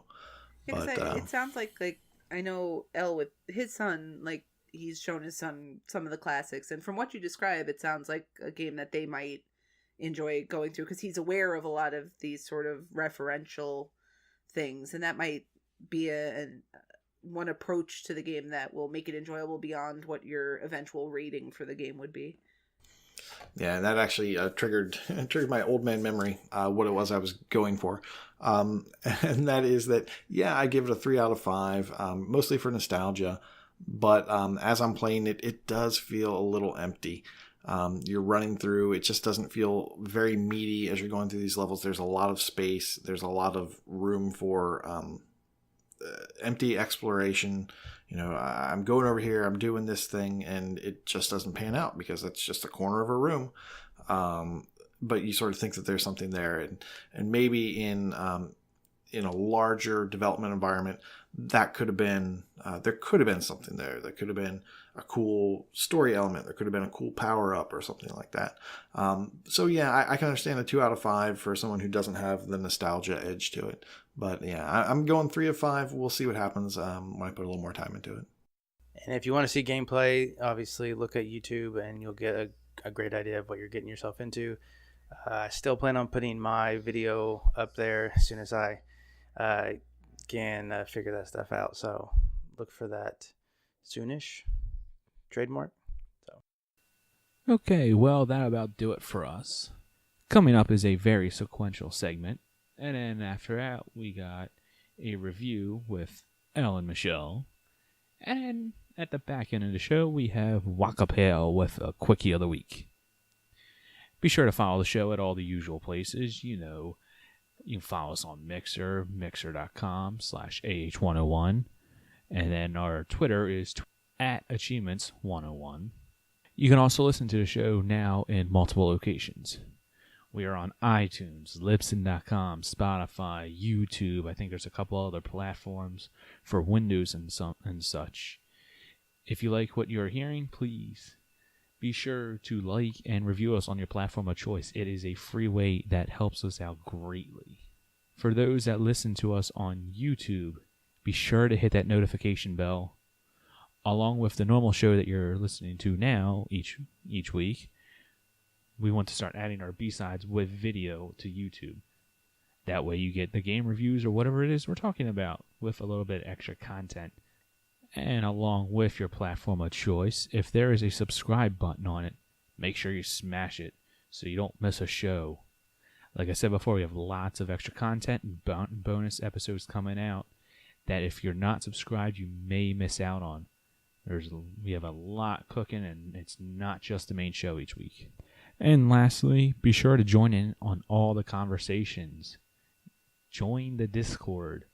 Our Discord is a booming community. Everyone's there. We're all here. Lots and lots of community members. Most of the people you hear on our proclamation point are there. Come say hi to us. Our Discord link is discord.io/AH101. All right, guys. Talk to you next week. Class dismissed. 5, 4, 3, 2, 1, 0.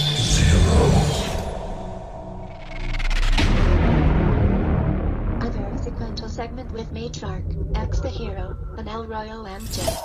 Love that guy.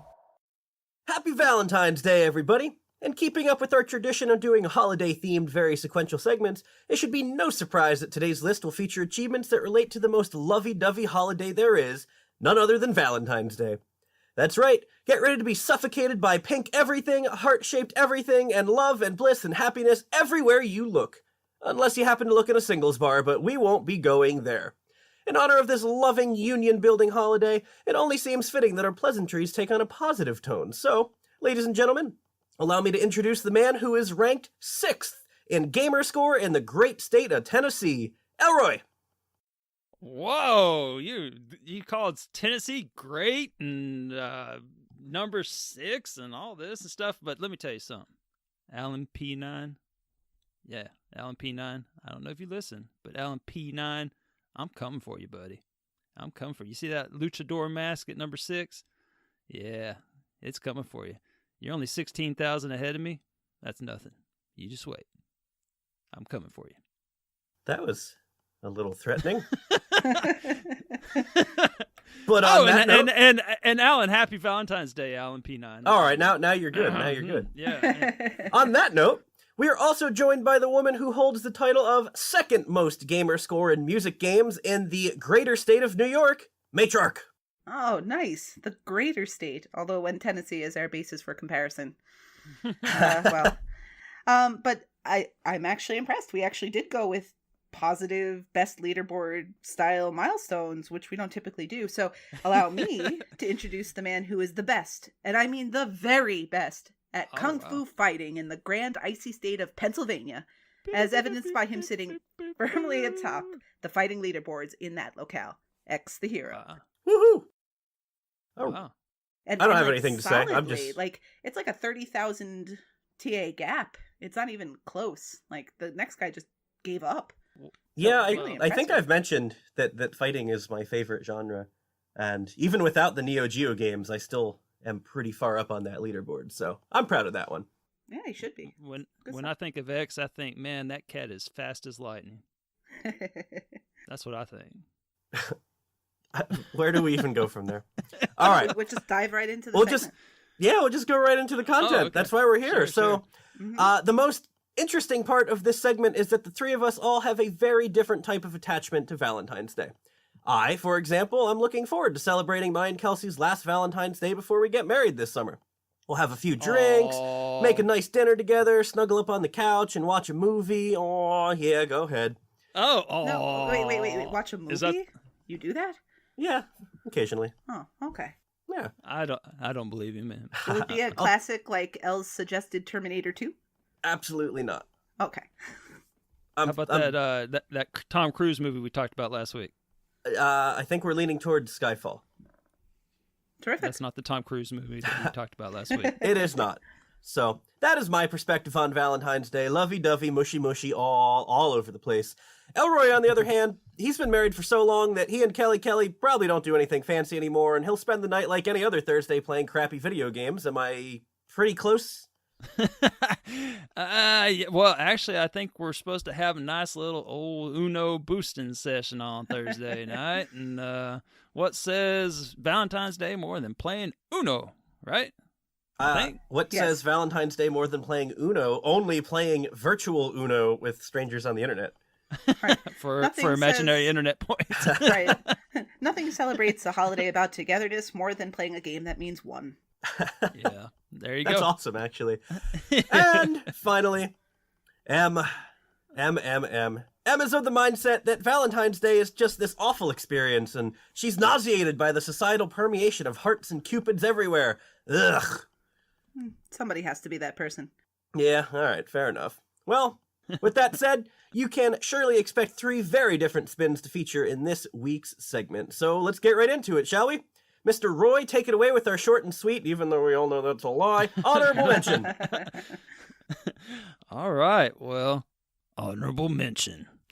So, my honorable mention, the first achievement that came to mind when I was looking at, Valentine's themed achievements. Did you introduce that? I guess you did. That these are all Valentine's Day themed achievements. But the first achievement I have selected is Kitten Catcher from the critically acclaimed Connect Nat Geo TV.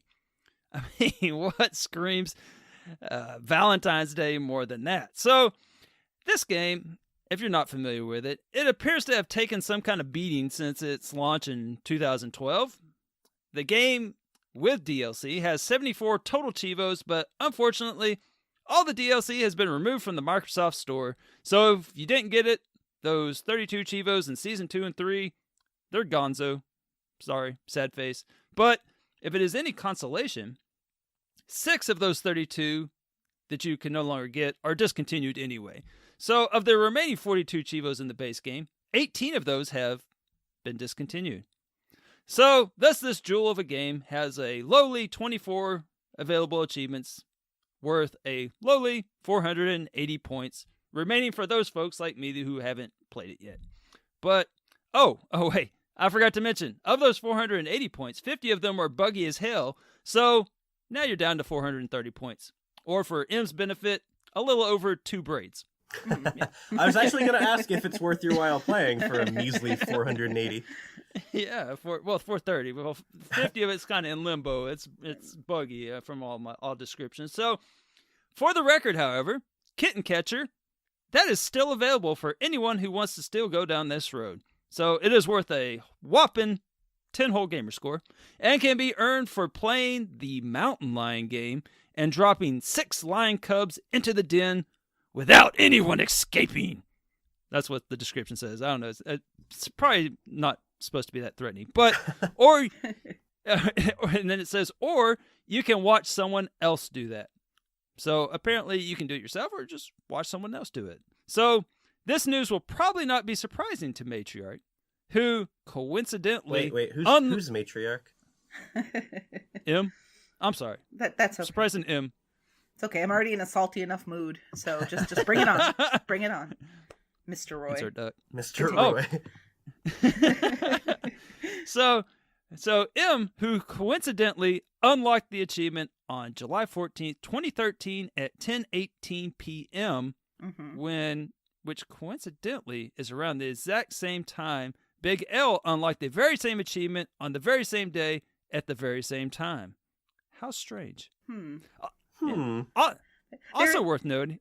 Oh, go ahead. Yeah, there is a small story that there was a G-Task game, and Oh. our third G-Task partner also happened to be watching and also picked up achievements.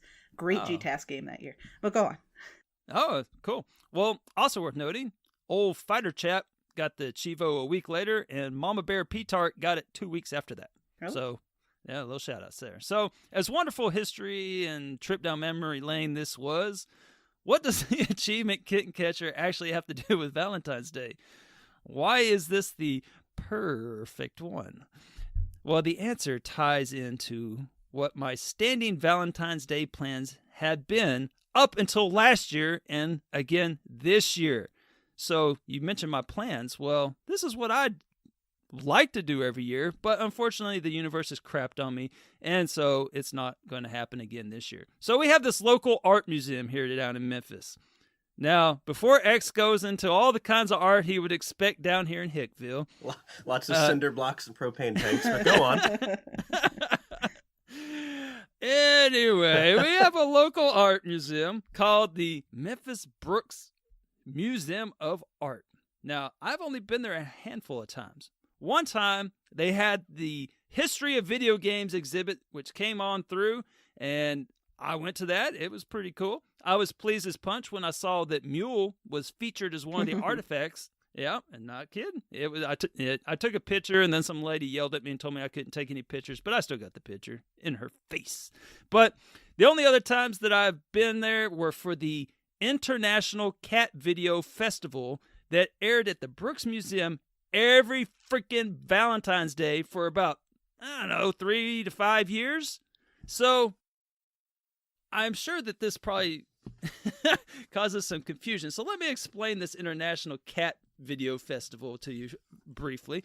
This is where you go down to this museum. It's in the evening on Valentine's Day, and there's all kinds of cat-themed things going on. So there's, like all the different little shelters in the area are there with some informative packets, but there's also cat activities such as a little coloring. You can make one year we made Grumpy Cat out of, it was like, you had the full paper and stuff.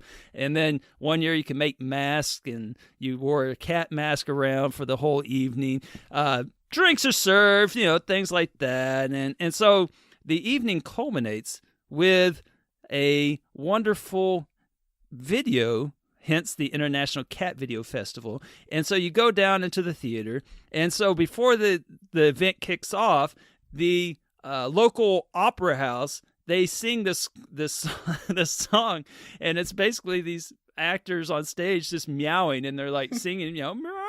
And it's like they play out, they literally play out the scene with meows, and then they get their applause, and then someone comes out and explains what the cat festival it is, and then you sit there and you watch a 1-hour video, which is basically just cat videos from the internet. And so they have them into categories. They have categories.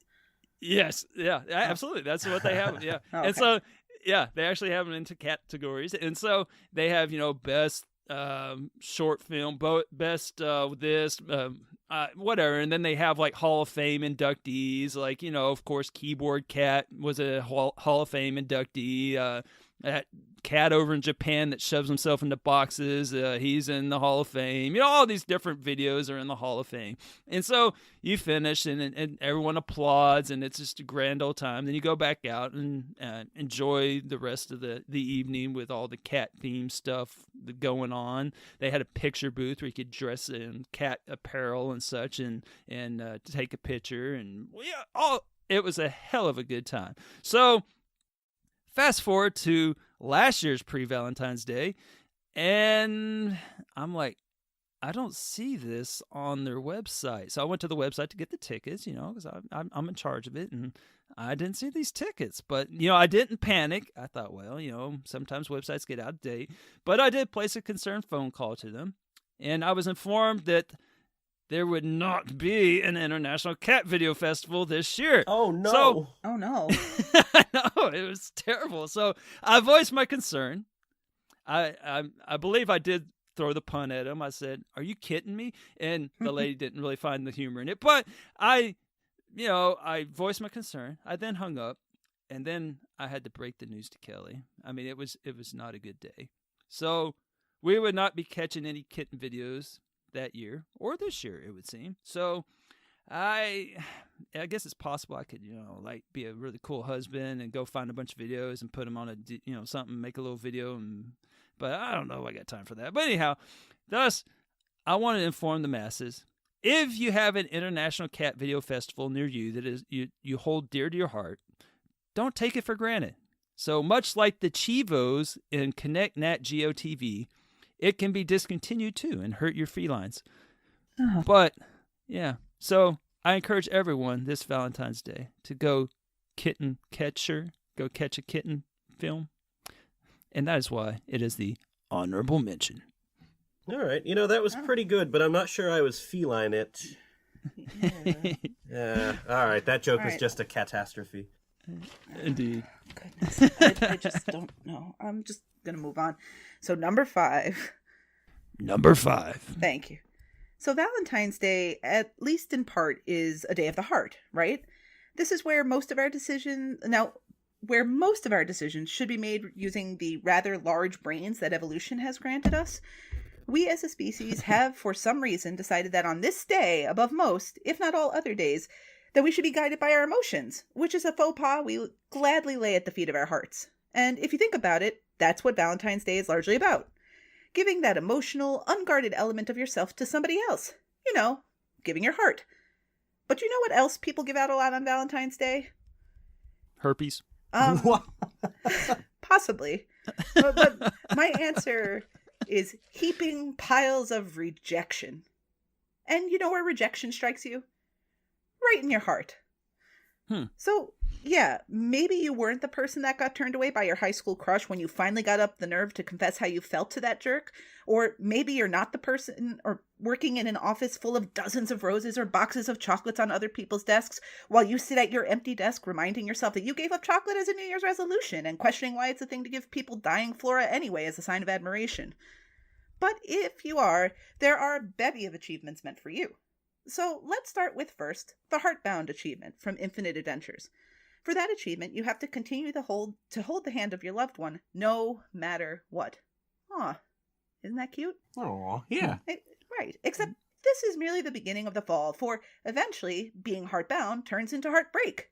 True Achievements actually lists over 20 achievements called Heartbreaker, which shows just how much easier it is to have your heart broken in two than it is to have it bound to a special someone. And while I could choose any of the hunting simulator achievements that literally task you to break the heart of some poor animal, I'll instead focus on the more relational Heartbreaker achievement for hearing what Alice has to say in Alan Wake.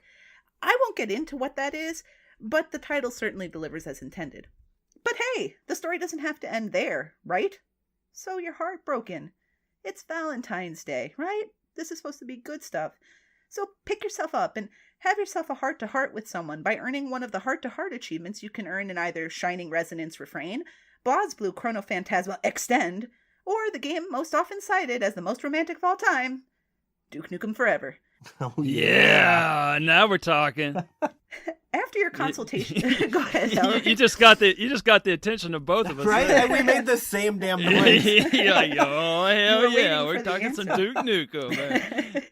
I've been waiting for this. After your consultation with your heart member, which you can find by engaging in some forensic work in CSI Deadly Intent, you'll be all set up to meet with any of the 11 available Heart of Gold achievements before eventually having your heart crushed by the Heart Crusher achievement from Beowulf, and then proceeding to make peace with your own Heart of Darkness, which you can earn for things as varied as entering the Heart of Darkness in Far Cry 2, or sending your vampire into a blood rage in Plague Inc.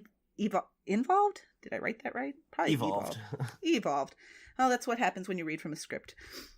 The heart is a fickle thing that yo-yos about at its leisure and takes you and your giant evolved brain along for the ride.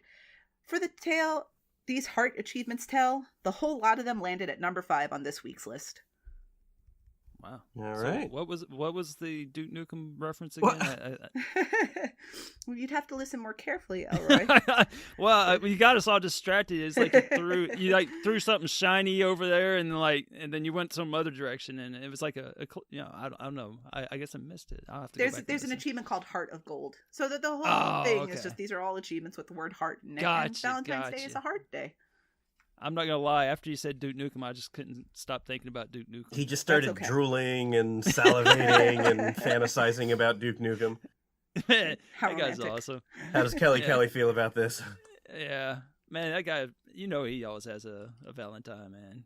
You've seen his place. course. Multiple Valentines. Yeah, indeed, and probably herpes. Yeah, probably. All right. This week's number 4 carries Number 4. a number. Go ahead. Number 4. Number 4 carries a PG-13 warning, so young listeners, cover your ears now. Number 4 is brought to us by the Metal Gear Solid HD collection with the very steamy achievement called Sexting. Now, for those old folks who don't know what sexting is, it's basically the act of sending and or receiving a sexy text message, hence the name sexting.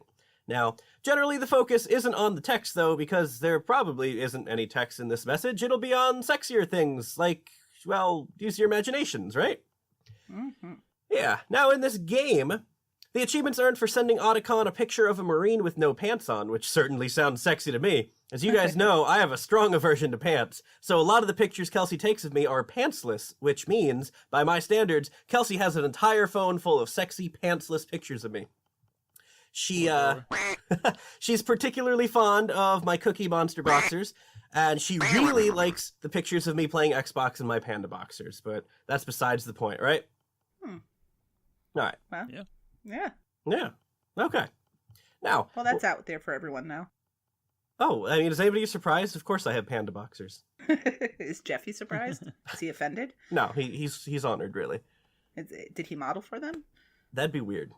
Oh, okay. All right. So, when it comes to sexting, pantsless photos aren't the only options. Topless photos are also acceptable because nothing says, "Ooh, yeah, that's hot, baby." Like a good picture of your undershirt or your cami. My God, mine's out of the gutter, folks. Bonus points if this topless picture includes an undershirt with yellow stained pits, because that means you've been working hard and perspiring to look your best for that lucky someone. Kelly must be one very lucky girl, because I'm sure all of Elroy's shirts have yellow pit stains.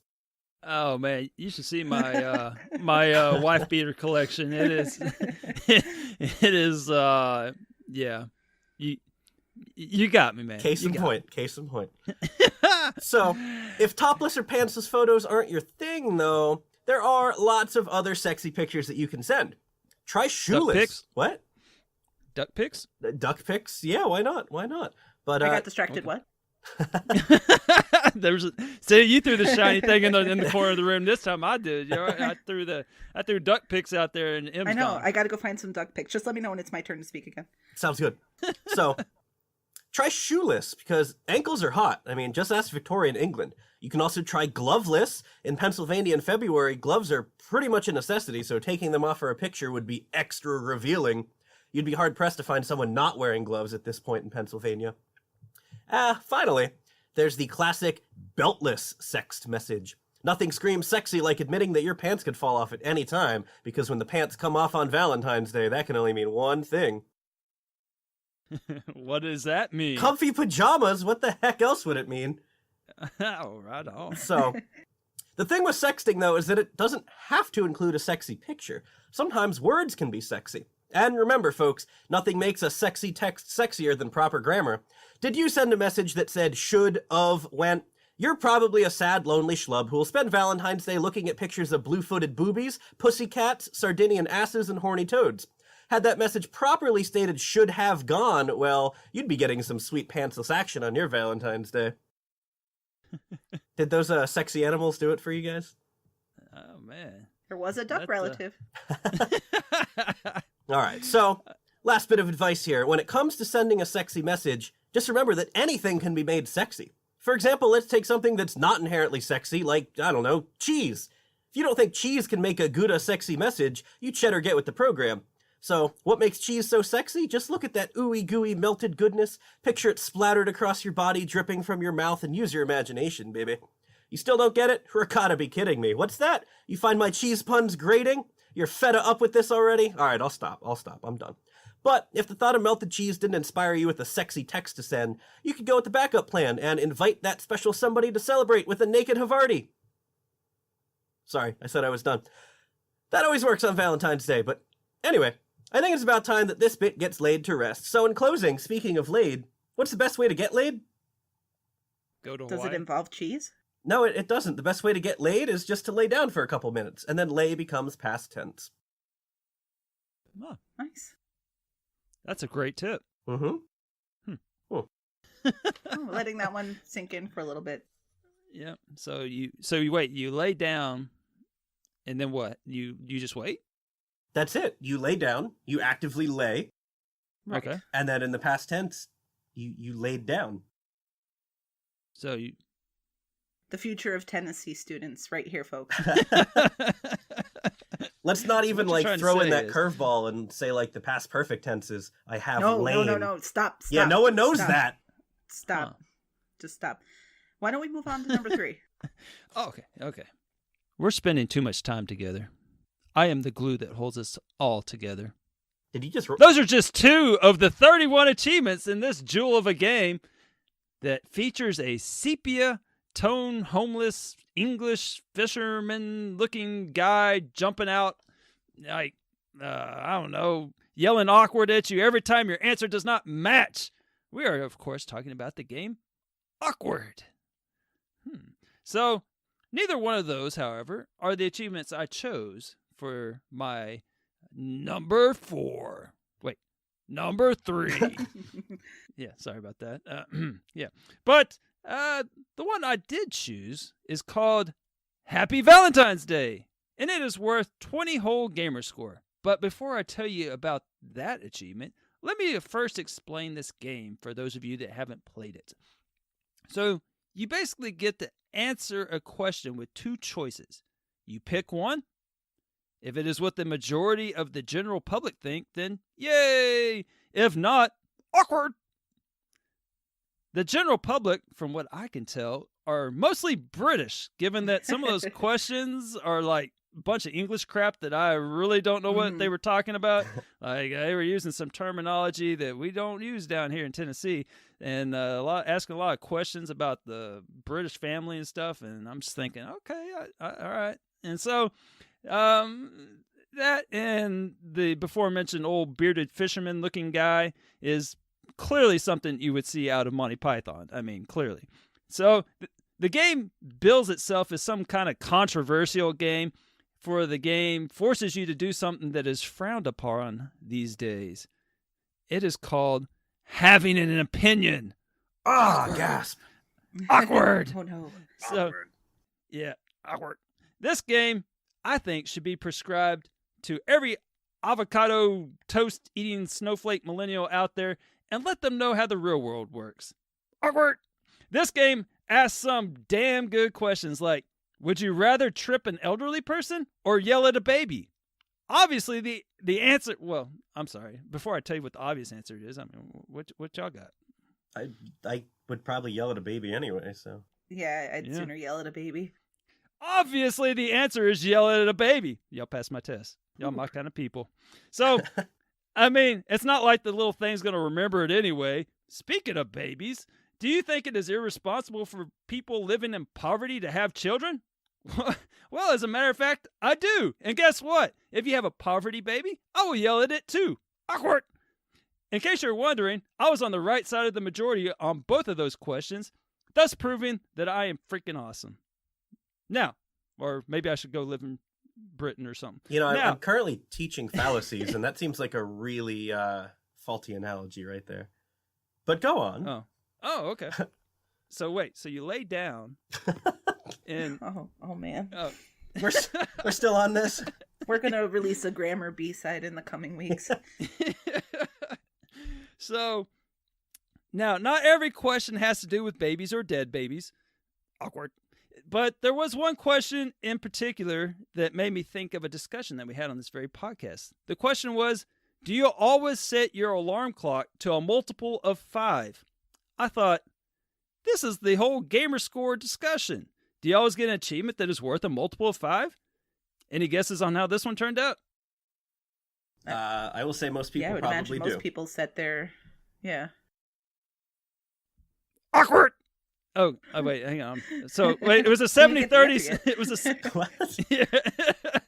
It was a 70-30 split, and honestly, I forgot which one won. So I guess you have to go play the game and find out. based on the fact that it was My bad, 70-30, ending in a 0 or a I- 5, I I'm going to took guess that's what I took won. the time. I- I took the time and wrote down the percentage, but I forgot to write down what the result was. Way to go. I will just throw Yeah. out there that Kelsey sets her alarms for 5:30, 5:32, and 5:36. Awesome. So, Wow. Yeah, I'm a 528 kind of guy. Nope. Everything's at 5s or 0s. Okay. Awkward. So let's circle the wagons as to why this is an excellent choice of Valentine's Day Chivos. So again, the name of the Chivo is Happy Valentine's Day. So it's obtained by playing the game on Valentine's Day. As you may assume, yes, you can trick the Valentine's Day one into popping by changing the date, but looking at the guide online as to how to do it, it's kind of exhausting, and actually it's really just a borrowed solution from a Chivo that M talked about not too long ago, that Nochi one from Nero. gnocchi? Yep. Come on, gnocchi. Gnocchi, yeah. So that Nachi one from Nero. So the easier solution is to just, play this game on Valentine's Day and harvest its unusually high 5.70 ratio. So my assumption is that this ratio will significantly decrease when Valentine's Day hits, given that this game hasn't been around for an actual Valentine's Day yet. Yeah, so like the 12-track gamers that have it are filthy snake in the grass cheaters on par with those curators on the RTDL that make Big L sick. But I digress. So besides the namesake, what else makes this awesome Chivo for Valentine's Day Chivo? So the answer is in the name of the game itself. Awkward. How better to describe many dates that will undoubtedly take place on Valentine's Day? Anybody have a quick awkward date to share? I got it. I'll tell you what. I'll start the bidding with a date of mine. All right. So here you go. Was this last week? Was it when you told Kelly there's no more cat festival? Whoops. Oh, man. Yeah. So this happened many years ago, and I took a young lady fishing. Already a really romantic date here. So I took a young lady fishing at a pond on the outskirts of town, and we were going to use corn as bait. You can catch fish with corn, and you don't have to get this smelly, dead, fish or worms on your hands. I was trying to be considerate. So we go to the store before we go out and get a can of corn, and my dumb ass buys a can of creamed corn. So thus it wasn't the cleanest scenario when we were baiting the hooks, but that wasn't even the worst part. So finally we're at the part where we're casting out, and then my dumbass gets my line stuck on a rock or something under the water. And so I'm, trying to, act like, I'm a veteran fisherman here. So I, kind of wiggling the line a little bit. So finally I pull the fishing rod too hard, and the line, I'm not sure if it either snapped or somehow it became dislodged from whatever is holding it, and bam, the line flies back and it hits me in the damned eye. So the hook wasn't stuck. The hook wasn't stuck in my eye or anything like that, but I couldn't open my eye, and I just knew that it burned like hell, and something was definitely wrong here. So I tried to keep my machismo kind of going, and I was like suggesting that we probably should head back and get my eye looked at. And then my eye, I can't even open this thing, and my eye just starts watering everywhere from the tremendous trauma that it has just undertook. And to which my date starts to say, like, ooh and ah, and like, oh, Yasumi, you're crying. And I wasn't. My eye was just watering because I had just experienced a freaking hook in the eye or close to it, and that was just the icing on the cake. And so I ended up with a corneal abrasion and had to wear a patch for a few days. And that girl and I never went out again. But I did go to my karate class or whatever it was, some kind of fighting class, whatever it was. I went to that night, and apparently depth perception is not great when you're wearing a patch, because I kept punching my friend Bear in the face. There you go. Is your friend Bear a bear? No, that's why he went. I was all right. He was Bear. We have a couple other friends. One was Spoon. Yeah. Sorry, I didn't. That's just the way we rolled, man. People in Tennessee are cool. Well, this was in Texas, so I take back that statement. Yes. So I don't know if you want to follow that terrible story up with an awkward date, but so I'll just keep it moving. So the other reason is that for Valentine's Day, whether you're a true romantic and actually cook for your significant other like you probably should, or if you're one of the chumps that just take the easy path and go out on the town, wherever you go, make sure to ask her or him some of those hard-hitting questions. If it's one of those first dates and perhaps you know that you're not a great conversationalist, maybe you should play awkward before you go out. Get your 100 TA from this overinflated Chivo, but more importantly, fly through some questions and get some amazing conversation ideas. Maybe a woman or a man that yells at babies over tripping old people is not someone you pictured for spending your life with. Maybe they are. Awkward. But in any case, you definitely need to find out that awkward moment when you realize you've been talking too long on a podcast. All I took away from that is that we need to, with Kelly's permission, of course, get Elroy into a dominatrix, and the safe word will be gnocchi. Oh, man. Because that would be awkward. Awkward. All right, well done. Yeah. There you go. All right, number two. So I'm going to take a little bit of a different approach here with awkward. So just ride this wave with me. Awkward. What? Wait. Is awkward a 2-time on the list? Or? Yeah, this is our first. Wow, this is unprecedented. Dual entry, but we have different approaches. I think it's going to pass muster. So wow, Barbie's going to get jealous now. I know all these other achievements only got picked once, but here we go. So, man, Valentine's Day is supposed to be all about those warm, ooey gooey emotions you get from seeing the love of your life for some reason on this particular day. A particular day like any other day, except that it's the one that someone at the Hallmark card factory decided would be a great day for selling some pieces of paper with someone else's words of adulation on it for you to give to that person that you should be coming up with your own glowing words for. And that brings me to why I also picked Awkward's Happy Valentine's Day, along with Batman Arkham Asylum's Calendar Man, and particularly its Valentine's Day visit, for the number 2 spot. And I think you'll find that my reasons are quite distinct from Elroy's. Oh, awesome. All right. So, all of us are familiar with date-sensitive achievements on Xbox. These are those pesky ones where, as Elroy was talking about before, you need to turn on the console, load up the particular game, and possibly do something specific on a specific date. These achievements kind of suck, because if you want to do them legit, and you totally want to do them legit, right? Offline. But if you want to do them legit, you have to wait a year and then hope that you remember or pay the penalty. We complain about these achievements all the time. 2 achievements in particular have the dubious distinction of involving Valentine's Day, and those are the 2 I mentioned above. And if I'm being honest, my issues with both the day and the achievements are actually pretty similar, and they mostly boil down to a single question. Why does this have to be restricted to a single day? Now, I'm surrounded by teachers, so they probably know the answer and will make me seem foolish, but what is it about February 14th that has to be the day? You should be celebrating your loved one all the time. You should visit incarcerated persons for more than just an achievement. You should play awkward whenever the mood strikes you. Well, scratch that last one. My point is there's really no reason to set any achievement to be a specific date other than to strong-arm you into playing the game on that specific day.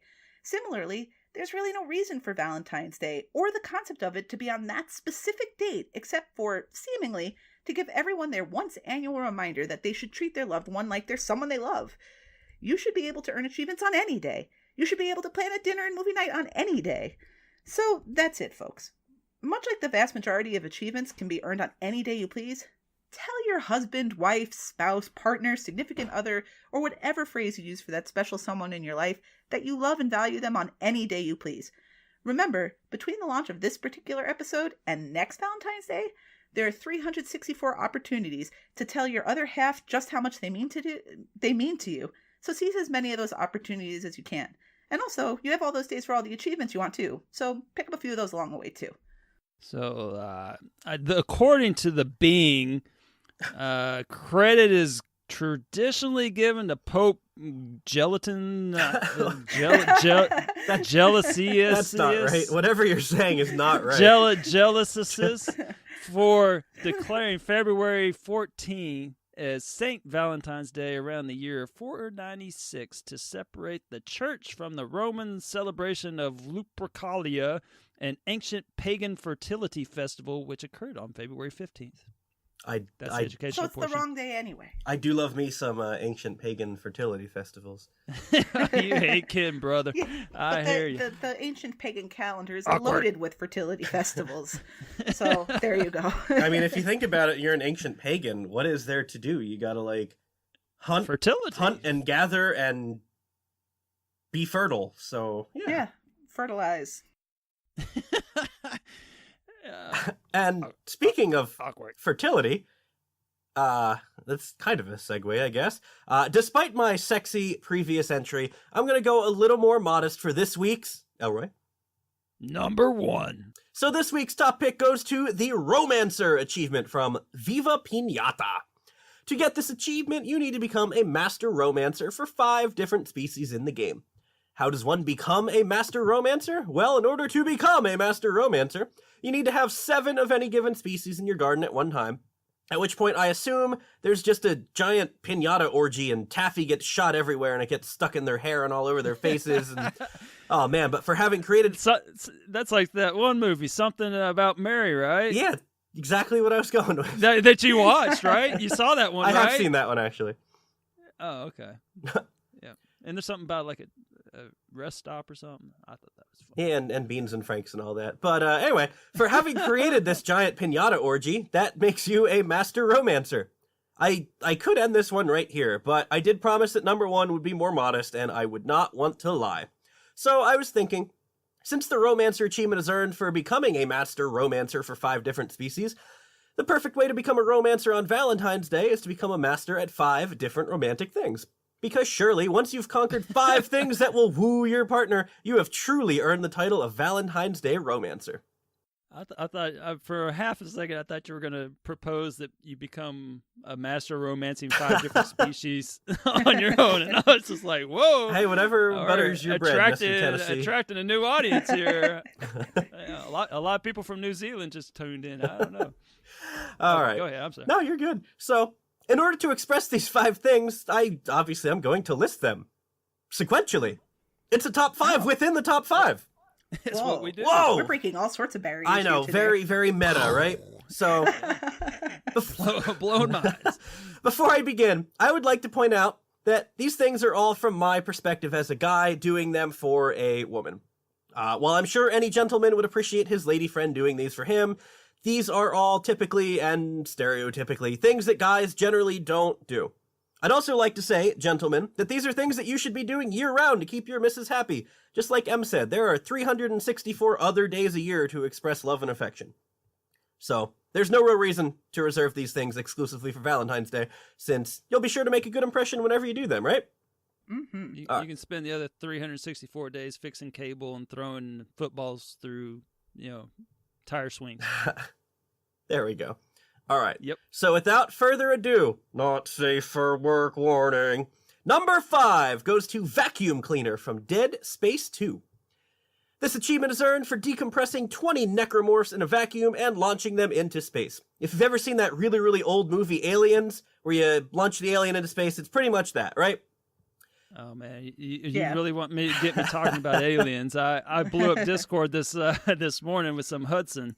I mean, woo, that you did. Love me some Hudson. All right, so since vacuuming, what are we gonna do, man? Oh, sorry, go ahead. Game over. Game over. Since vacuuming is a chore that tends to only get done when it absolutely needs to be done, chances are, since you have to suck 20 xenomorphs or necromorphs into space, you have at least 20 dust bunnies hiding in your home. Probably in corners or under furniture, or wherever dust bunnies like to go. So, fire up your vacuum, get all the dust bunnies out of the picture, get the Dorito crumbs out from the cracks between the flooring, and suck your way to a happy Valentine's Day. All right. Number 4 comes to us from the Window Cleaner achievement in Motion Sports Adrenaline. Much like vacuuming, cleaning the windows is not a task that gets done often, and it probably gets done even less than vacuuming, if we're honest, so... This achievement is for waving off 20 weapon attacks in the wingsuit event, but I have no idea what that means because I've never played the game. What I do know, though, is that the real-life equivalent would be to wipe 20 smudges off of your windows, because once the windows are squeaky clean, you can guarantee that the rest of the night won't be. On Windows, might I add that if you're going to buy a home, make sure that you don't get like a home with wood windows. You want to get vinyl windows, and the reason is because those things rot like no other, and so you're gonna have to eventually replace those unless you want to be painting them all the time. So future homeowners, look for vinyl windows. All right, I don't know what kind of sketchy dealer you got, but windows are made of glass. Oh, well, the frames, yeah. But that's a fair point. Moving right on to number 3 within our number 1, we have the Dusted and Done achievement from Rebel Galaxy. This achievement is earned simply for completing the main campaign, but since this game has a 50 to 60 hour completion estimate, that's certainly not a quick task, much like dusting. So, like all the household chores that I hate, dusting is up there just because you're never actually done dusting. You spray the surface down, you wipe it up, but all you do is move the dust around. You never actually eliminate it, you just kind of relocate it and put it elsewhere. Then there's all those nooks and crannies that the dust gets trapped in. You have to decide if you actually want to move things or just dust around them. Dusting is just an awful, awful chore. And the worst part is that you're never actually done. If you start with the entertainment center, by the time you dust the rest of the room, the entertainment center already has dust on it again. It's the worst thing ever. But whatever. However you decide to handle dusting, make sure you give the dining room table in particular a good rub down, because hardwood always appreciates a good rub on Valentine's Day. Neque poro quisium esse dolorium esivium quia dolores consecutor adaptive. No hablo español, aber ich spreche Deutsch. Können wir Deutsch sprechen? Oh no, you talked about Rebel Galaxy. That's all I thought that I'd throw some Rebel Galaxy at you. Ah. Okay. Oh, I don't know what just happened. Well, I do know that number 2 is brought to us by the Bedroom Optimization achievement from Yesterday's Origins. This one is earned for solving all the puzzles in the flat, which I assume is one of the levels, but I haven't played this one either.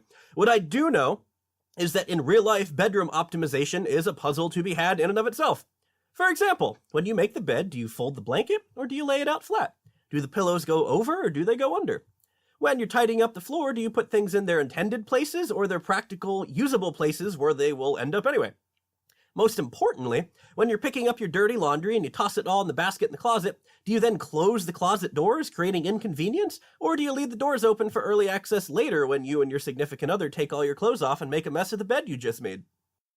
And finally, number 1 within number 1 goes to the very simply named Chef Achievement from Pillars of Eternity, which is for creating 5 or more different food items. Simply put, every woman loves a man who knows how to cook. I think that's like a universal fact right there, right? Yeah. I think everybody loves anyone else who knows how to cook, whatever your significant other is. That's a fair point, too. Yeah, I didn't know how to cook. Kelly taught me how to cook. I'm pretty dang good at it now. There you go. I'm good at baking. She trained you well. Yeah, all right. It's a good trade. Yeah, well, baking. Elroy, you mentioned that it is nice to go to a fancy restaurant on Valentine's Day, but that's the easy way out. It's much more intimate and romantic to prepare a nice meal for yourself at home, light some candles, pour a nice adult beverage or 7, and just enjoy each other's company without having to deal with other people's conversations and that server that nags you every 5 minutes trying to get a better tip at the end of the night, right? Plus, go ahead. There's steps between 1 drink and 7. You don't have to do 1 or 7. You can go somewhere in between. I'm just saying. You're doing it wrong then. Anyway, when you make the meal yourself, you can prove that you are actually really listening to what your partner says because you can prepare some dishes that they are really fond of. It's win-win all around because you get to show off your cooking skills, she gets a meal that she really enjoys, and you probably saved a lot of money like you switched to Geico. And the icing on the cake here is that after you finish your dessert, you can move on to the real final course, which is the meat course. The meat course is usually messy, but it always has good results. Unfortunately, it's generally not offered, and it's usually frowned upon at most restaurants. But cooking at home is sure to get you to that final course with meat in your mouth much quicker. So there you have it, gentlemen. The top 5 ways to prove that you're a true romancer this Valentine's Day are to vacuum, clean the windows, dust, tidy up the bedroom, and cook a nice meal. Do these 5 things, and your Valentine's Day is guaranteed to have a happy ending. Oh, that was really clever. Well done. Yeah, that was awesome. That had to have taken hours to write. Yes, it did. Oh, man. Yeah, so my cat's urinating in our clothes basket. I didn't want to mention that, but you talked about the closing the closet door. We got to we have to close our closet door. You mentioned that, but I didn't want to derail you, and you're flowing. But it's annoying. If you have any tips on how to get your cat to stop urinating in the clothes basket, please let me know. I do not, but growing up, we had a cat named Orion that we called the Spiteful Pisser because he knew these shoes belonged to this person. So if I pissed off Orion, he would piss in my shoes. If my mom annoyed him, he would piss in her shoes. He knew, man. It was weird. Wow. That's awfully romantic. Very to topic. So, this has been a fun list, guys. Enjoyed it. So, excellent. Yeah, feel free to look us up on the usual, blah, blah, blah, Twitter, blah, blah, blah, Discord, blah, blah, blah, True Achievements, blah, blah, blah, other places. Where else do we exist? You exist on SoundCloud. I do? Oh, yeah. And YouTube and Facebook. Give me some likes, folks. Window of Opportunity. Just put out a new song. It's pretty cool. But on that note, let's let the countdown to our next list begin now. Top 3 romantic meals to cook on Valentine's Day. Number 3, spaghetti. Number 2, steak. Number 1, any kind of seafood. Top 3 bouquet of flower alternatives I've seen advertised on social media. 3, the Olive Garden breadstick bouquet. 2, the bouquet of delicious-looking Milano cookies. And 1, the old tried-and-true edible arrangements fruit bouquet. And it's bouquet, but that's not. Here are top 3 fun facts about Bobby Valentine. Number 3, he coached my Texas Rangers in the 80s, and he didn't win jack squat. Number 2, he once got thrown out of a game as the Mets manager and then came back into the dugout wearing a disguise which consisted of only a mustache and sunglasses. And number 1, he thinks he invented the wrap sandwich. Oh, man, did I miss recording again? Hello, and welcome everybody to Cooperative Dissonance. With this review segment, we aim to answer the question, is 2 better than 1? And more importantly, we will ask how Michelle tolerated carrying me through yet another co-op endeavor. We don't get enough time in this segment for me to properly answer that question. What are you trying to say, Michelle? Is your back a little Ouchie wouchies. No more than usual. Rename this segment Michelle and her hernia. Why don't we, instead of worrying about what we're going to call the segment, talk about what we're actually going to talk about today? Good idea. Today we'll be talking about 39 Days to Mars, a cooperative adventure. It's a little ID at Xbox title developed and published by It's Anecdotal. 39 Days to Mars was just released on February 6th, although it has been available on Steam since April. It's a puzzle game, and rightfully so, but we'll get into details about that in just a little bit. It'll set you back about 500 megs on your hard drive and about $15 in your wallet if you're looking to buy it at full price. $15 American. American, of course. So, Michelle. Yes, El? What type of game is 39 Days to Mars? El, you'd know that if you had the script in front of you. I think that phrase belongs to someone else. 39 Days to Mars is a cooperative and single-player steampunk puzzle adventure game. Do you know what steampunk means, El? Yeah, sure, totally. AskJeeves.com. Ask Jeeves? What years? Steampunk is a subgenre of science fiction or science fantasy inspired by 19th century steam-powered machinery rather than advanced technology. Oh, I get it. So like that Sid Breakwind dude from Final Fantasy VII? I think you mean Highwind. Close enough. I guess so. Well, the actual plot of 39 Days to Mars is that you and your co-op partner step into the shoes of Sir Albert Wickus and the Right Honorable Clarence Baxter. These two gentlemen are inventors in the 19th century. The game takes place in 1877.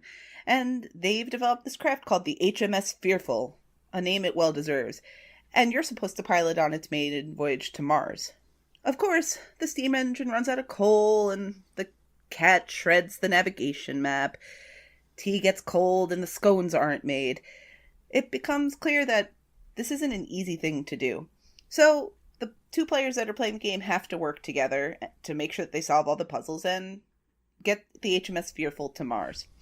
Now, if you happen to be playing in single player, just know that the Right Honorable Clarence Baxter is replaced by Sir Albert Wickus's cat. Meow. 39 Days to Mars is clearly meant for co-op, and even tells you at the outset that it's the intended experience. Normally when you start up a game, the default option is single player, but no, not this game. The first thing it shows you is multiplayer. And I believe it has a message like, this is the way the game should be played. Right. It basically talks down to you if you choose to play the game on your own, although it is an option. Not only is it an option, but if you want all the achievements, you got to do it in both ways. But more on that later. When we discuss the achievements, you'll know that a playthrough of the game is not too long, taking maybe a couple of hours if you've never played before, and are working out the puzzles for the first time. And the puzzles in the game are actually pretty varied for what it's worth. And the game is pretty short, but most of the puzzles that you engage with, other than having to make tea or make a scone, are all pretty varied, and they use the elements in the game in interesting ways, and having to control the two different individuals and working together. So as you're going through the game, various parts of the ship will stop working. So at some point, the engine will blow, and you'll have to figure out a way to fix the engine. Or the garden in the ship will become overgrown, and you'll have to figure out a way to trim the garden in a way that is acceptable to consider you going forward. And the game drops hints by having a library within it that you can actually use to figure out what you have to do. So everything challenges you and engages you in a different way. So even though the game is brief, it packs a lot of content in that brief segment. Oh, go ahead. I'm just hungry. You keep mentioning scones and... Oh, yeah. I mean, the scones are a big part of it. Making tea is a big part of it. And actually, all that is, it's all tied into the achievements, as are the individual puzzles. Did somebody say achievements? Let's talk about the achievements. Well, let's. As of right now, there are 33 gamers on TA with this game. One person has managed to complete it, so there's no unobtainables for all of you completionists. There are 23 achievements. I'm actually surprised there were not 39 achievements. Yeah, it is surprising given that so much of the list runs with this idea of 39, or not so much, but lot of several of it the does. achievements, do mention do something 39 times. Yeah, in our first run, we played with no guides and no idea what the list was, and we managed to obtain 8 of the 23 achievements. Yeah. Go ahead. Of those 8 achievements, most of them are things you will get. Like, some of them are missable, but many of the game's achievements center around either succeed at this thing or fail at this thing. So while you may not get to succeed on your run, you're going to do one or the other. So you're going to pass through several of these things on your way. Like, I don't think there's a way to get through a run through of the game without getting the game on your tag. Yes, that would be pretty improbable. And you have to do multiple playthroughs anyway.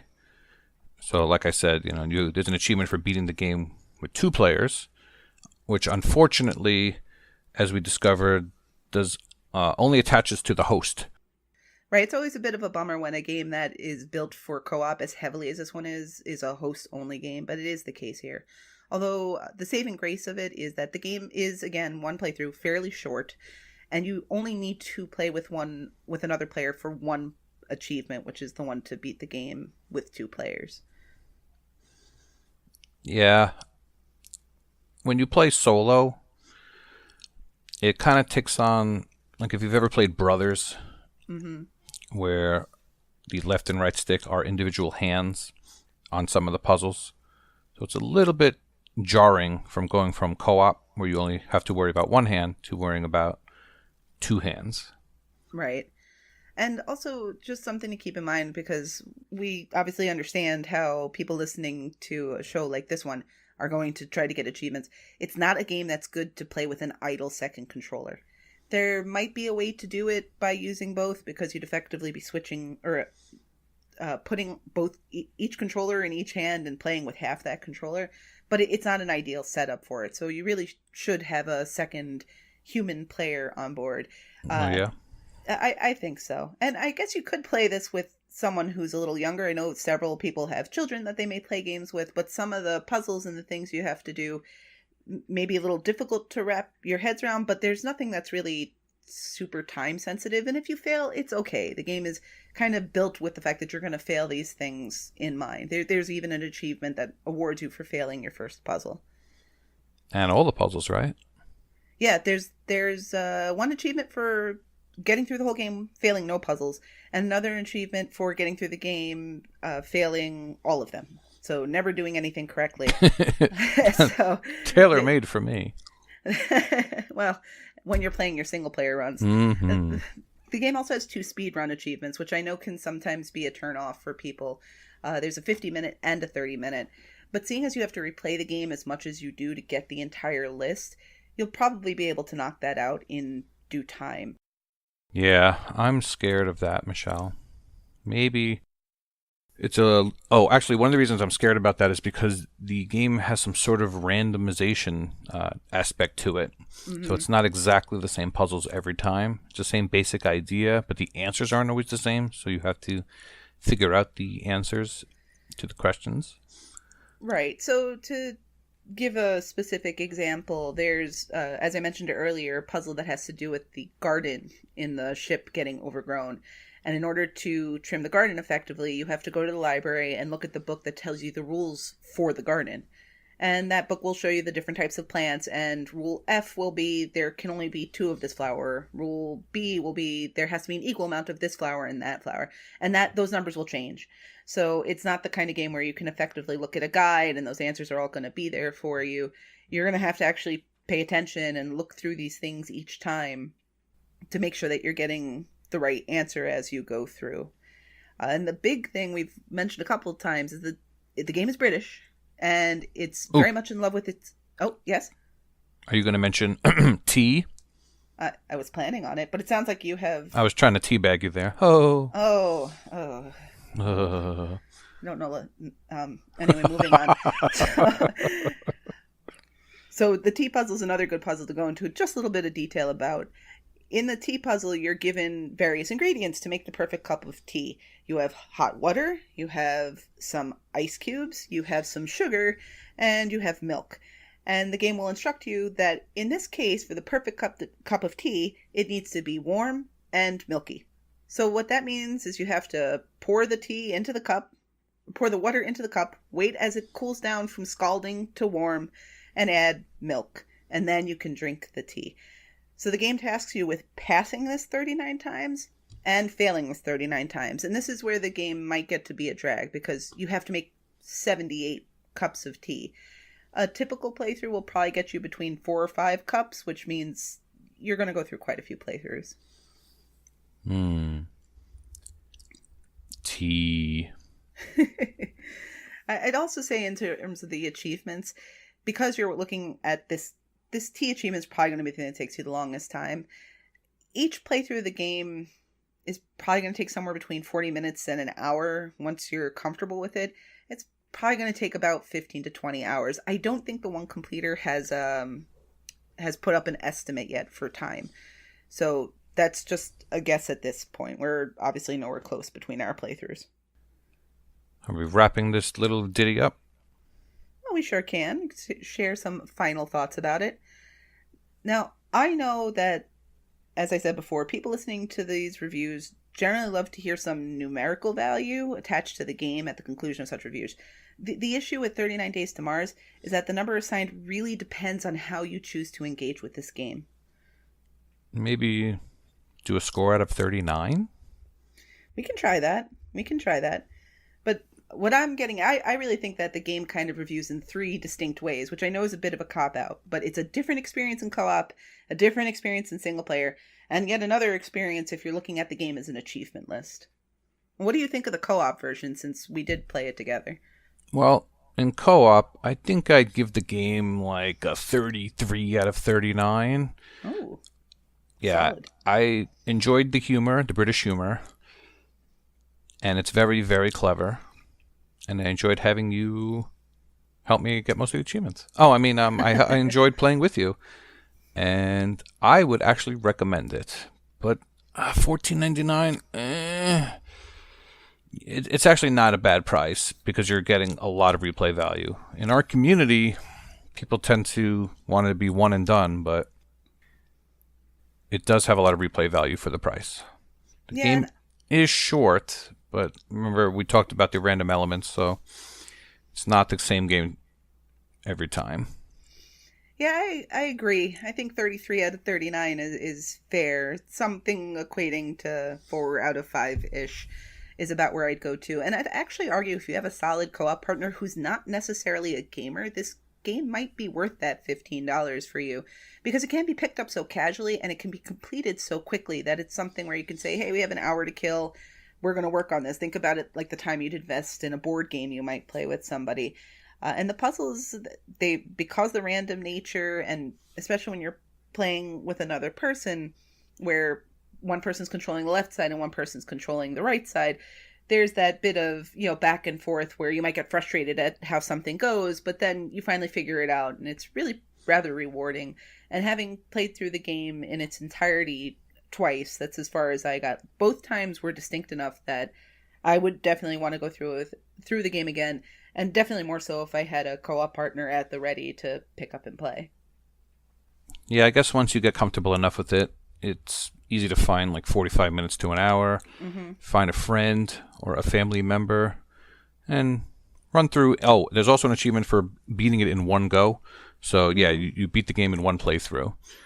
And, there's achievements, like we said, for sub 50 minutes and sub 30 minutes. So playing the game will eventually fall into a fun meta challenge of, going through as quickly as possible and eventually throwing your controller at Michelle. I mean, the TV. Hey. Not the TV, not you. Because, if you might get to like 29 minutes and then the randomization for that last puzzle is just bad enough that it makes you take an extra 30 seconds to Mars. Oh. But dumb Tish?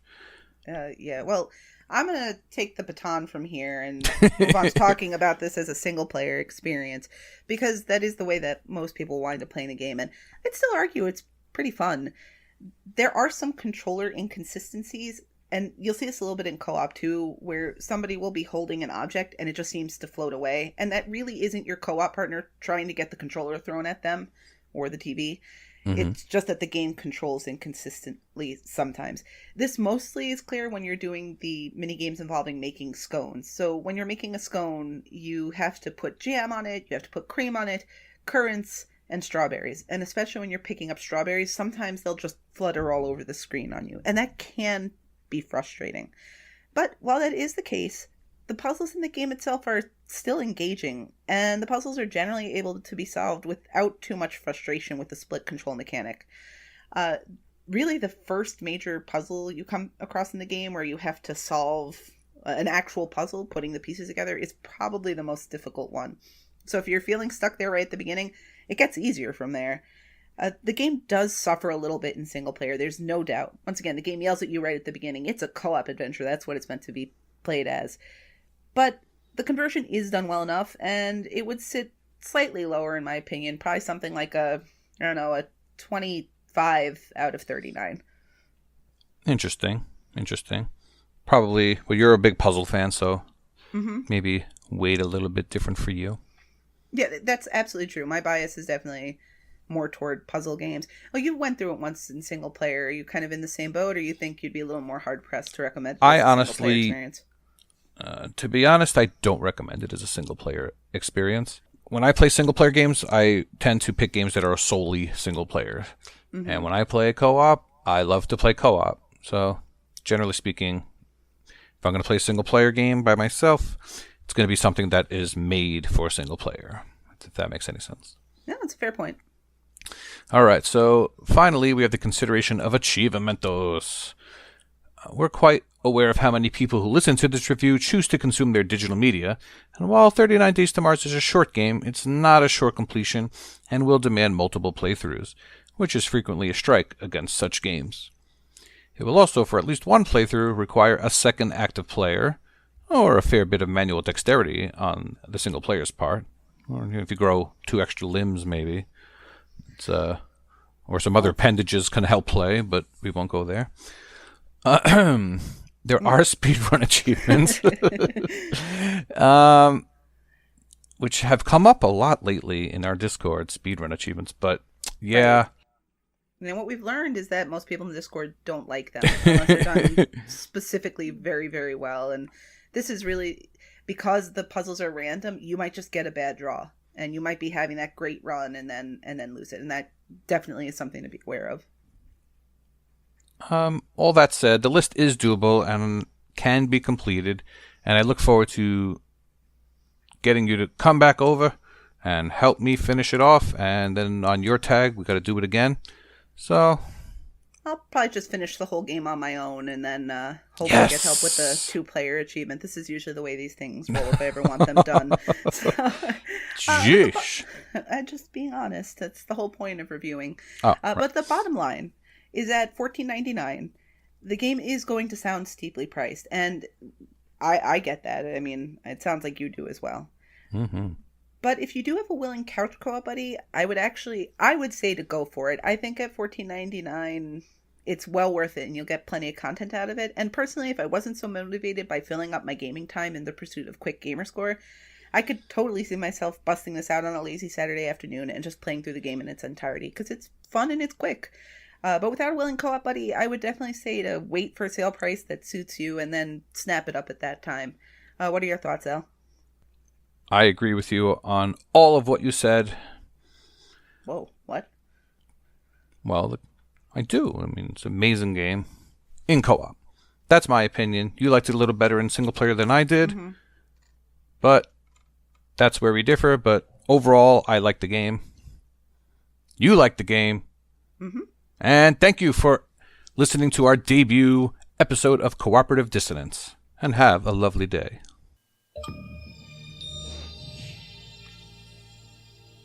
Hello and welcome to whatever this is with Wakapeil. As you grow older and or amass a bunch of responsibilities, it is difficult to find time to just sit down and play games for hours on end. As much as you want to, it just rarely happens. This week I did get an opportunity to do so.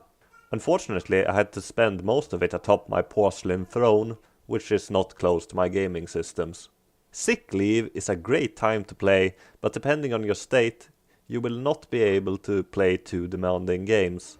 I did sink a considerable amount of hours into the appropriate Plague Inc. Evolved.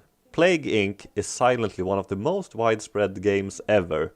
Since its release on phones in 2012, it has amassed over 120 million players. Plague Inc. Evolved, the console and PC release, has sold over 2 million copies, which is impressive for a phone port. The stats on TA is far from as impressive, with only 12,000 starters. Of those 12,000, only 33 have completed it. Many are undoubtedly scared by the huge number of achievements and the time commitment required to complete it. Plague Inc. Evolved has 184 achievements worth 1,740 gamer score and over 8,000 TA. While a majority of the individual achievements can be earned in 10 minutes or less, there are a few that will really test your patience. So far, I have exterminated or enslaved humanity 164 times and will have to do so many times more if I want the completion. This is a real change of pace considering how many times I've saved the world in various games over the years. The objective of Plague Inc. is to infect and destroy humanity with various pathogens, ranging from viruses and bacteria to more exotic diseases such as vampirism and Murex worms. The gameplay itself is menu-driven, tasking you with mutating your disease to increase infectivity and lethality. Time only moves while you are watching the world map and see your disease spread and kill across the globe. This makes it easy to put down your controller when you, for example, need a sudden bathroom break or an aspirin. Playing Plague Inc. during sick leave makes me thankful that my explosive diarrhea is not coupled with projectile vomiting, paranoia and total organ failure. Plague Inc. Evolved is probably the best phone port on the Xbox One, and while it is arguably too much of a good thing, I highly recommend eradicating humanity over and over again.